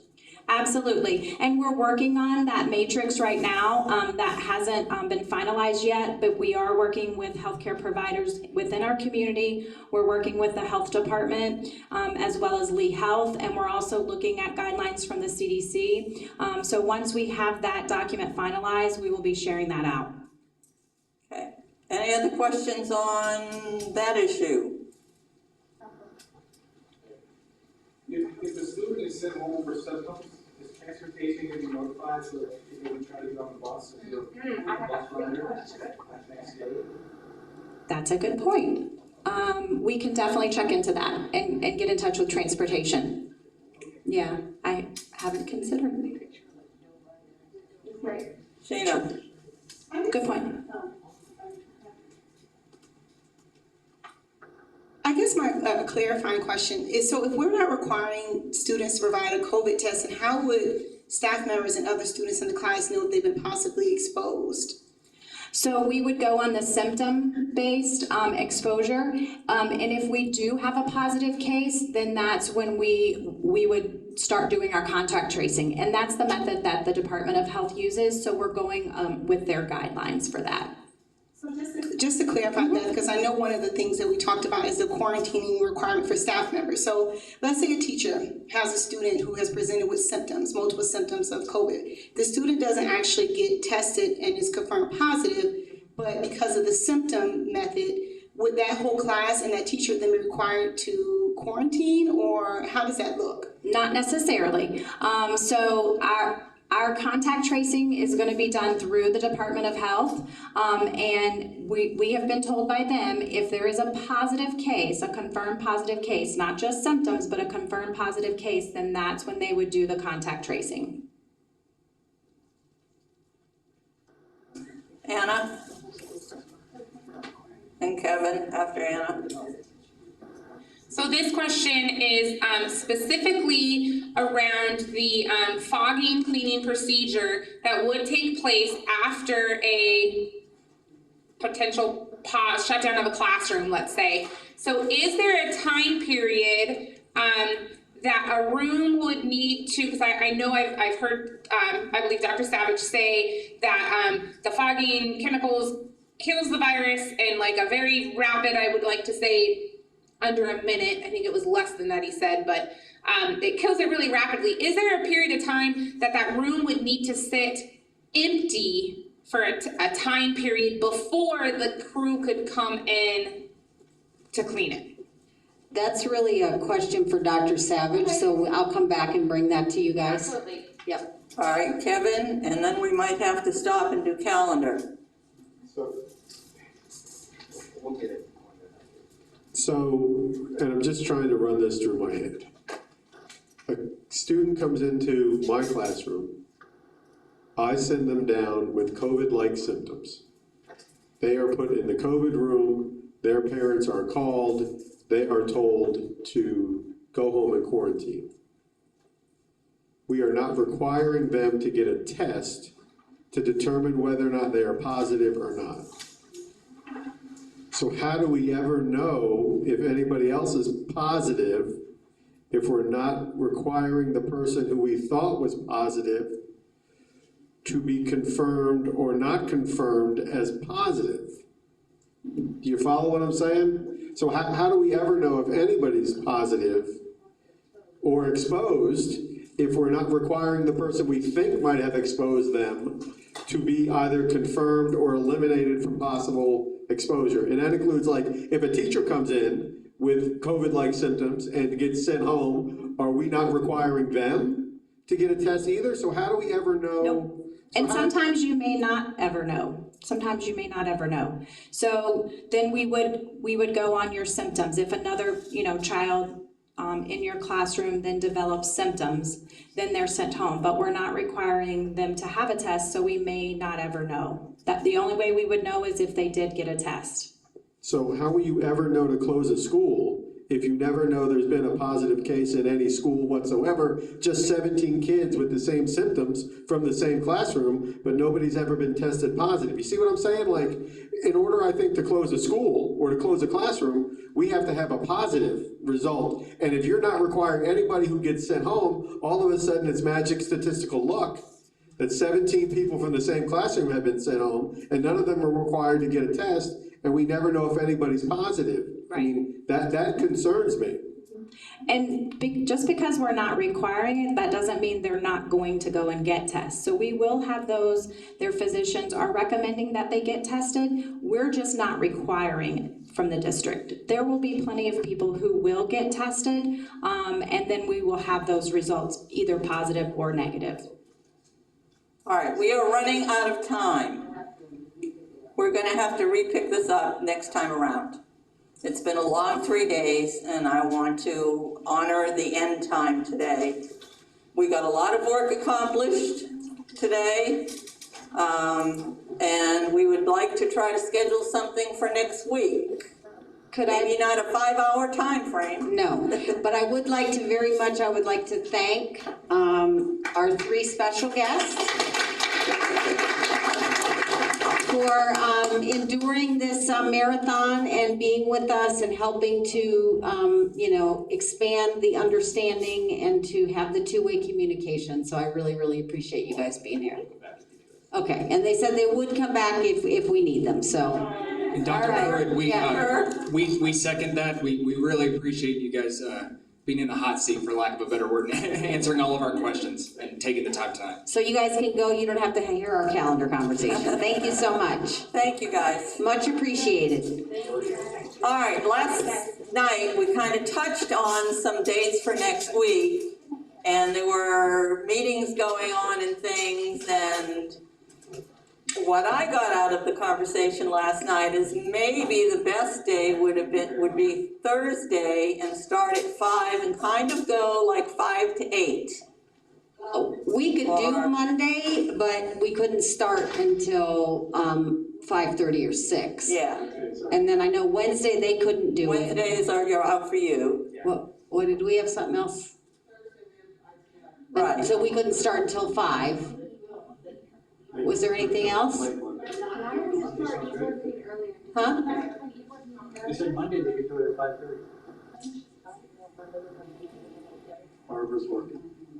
People are working. Okay. hours worth of. Cindy is not here Monday or Tuesday. Okay.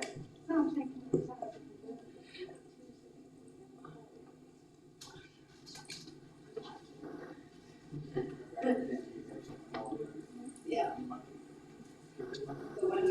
All right, so Monday, and not start till 5:30, 6 o'clock?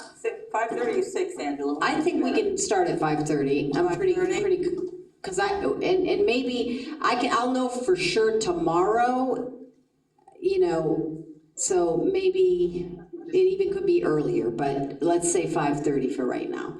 But only to 8:30? Yeah, 3 hour. Yes.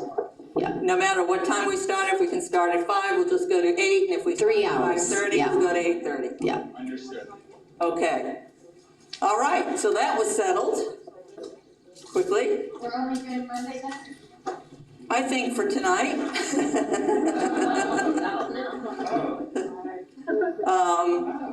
That next week, on Monday, we can maybe save a little extra time to go over calendar. So we made a pretty good dent on that checklist tonight. I think Monday's a conflict. Uh-oh, Monday's a conflict. Can we do Tuesday? Tuesday, what does Tuesday look like? Only if we can have a proper phone. Kurt just said Monday's a conflict. What does Tuesday look like?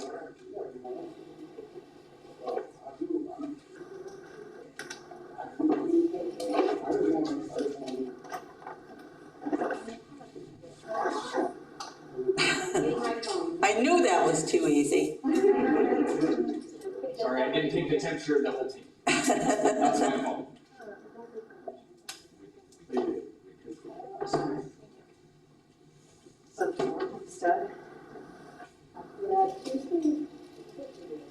Tuesday should be okay. What time would we like to start? I could start as early as, 4:30. 4:30? Yeah, 4:30 is fine. Anna? Is it possible to just kind of get a quick overview of what we have left? Okay, let's get this done first. I'm just trying to determine. I know, but we need to get this date and the times solidified before we go on to something else. So, we have Tuesday, August 4th, 4:30 to 7:30? Is that okay with everybody? Yes. All ready? Okay, now, Anna, We'll send it out. It's cool, it's fine. this is what we got done. Angela has the checklist right in front of her. So this is the spiral checklist. Let's play it. Go ahead and block it out. Mr. Burnside reminded me we have 1 minute. So we've got classroom cleaning. We have safety drills. Teach, reteach. Oh, well, that was for Dr. Spiro. Teach, reteach procedures. That's probably a task force question. A task force question, okay. Okay. That's what we have on the Dr. Spiro list.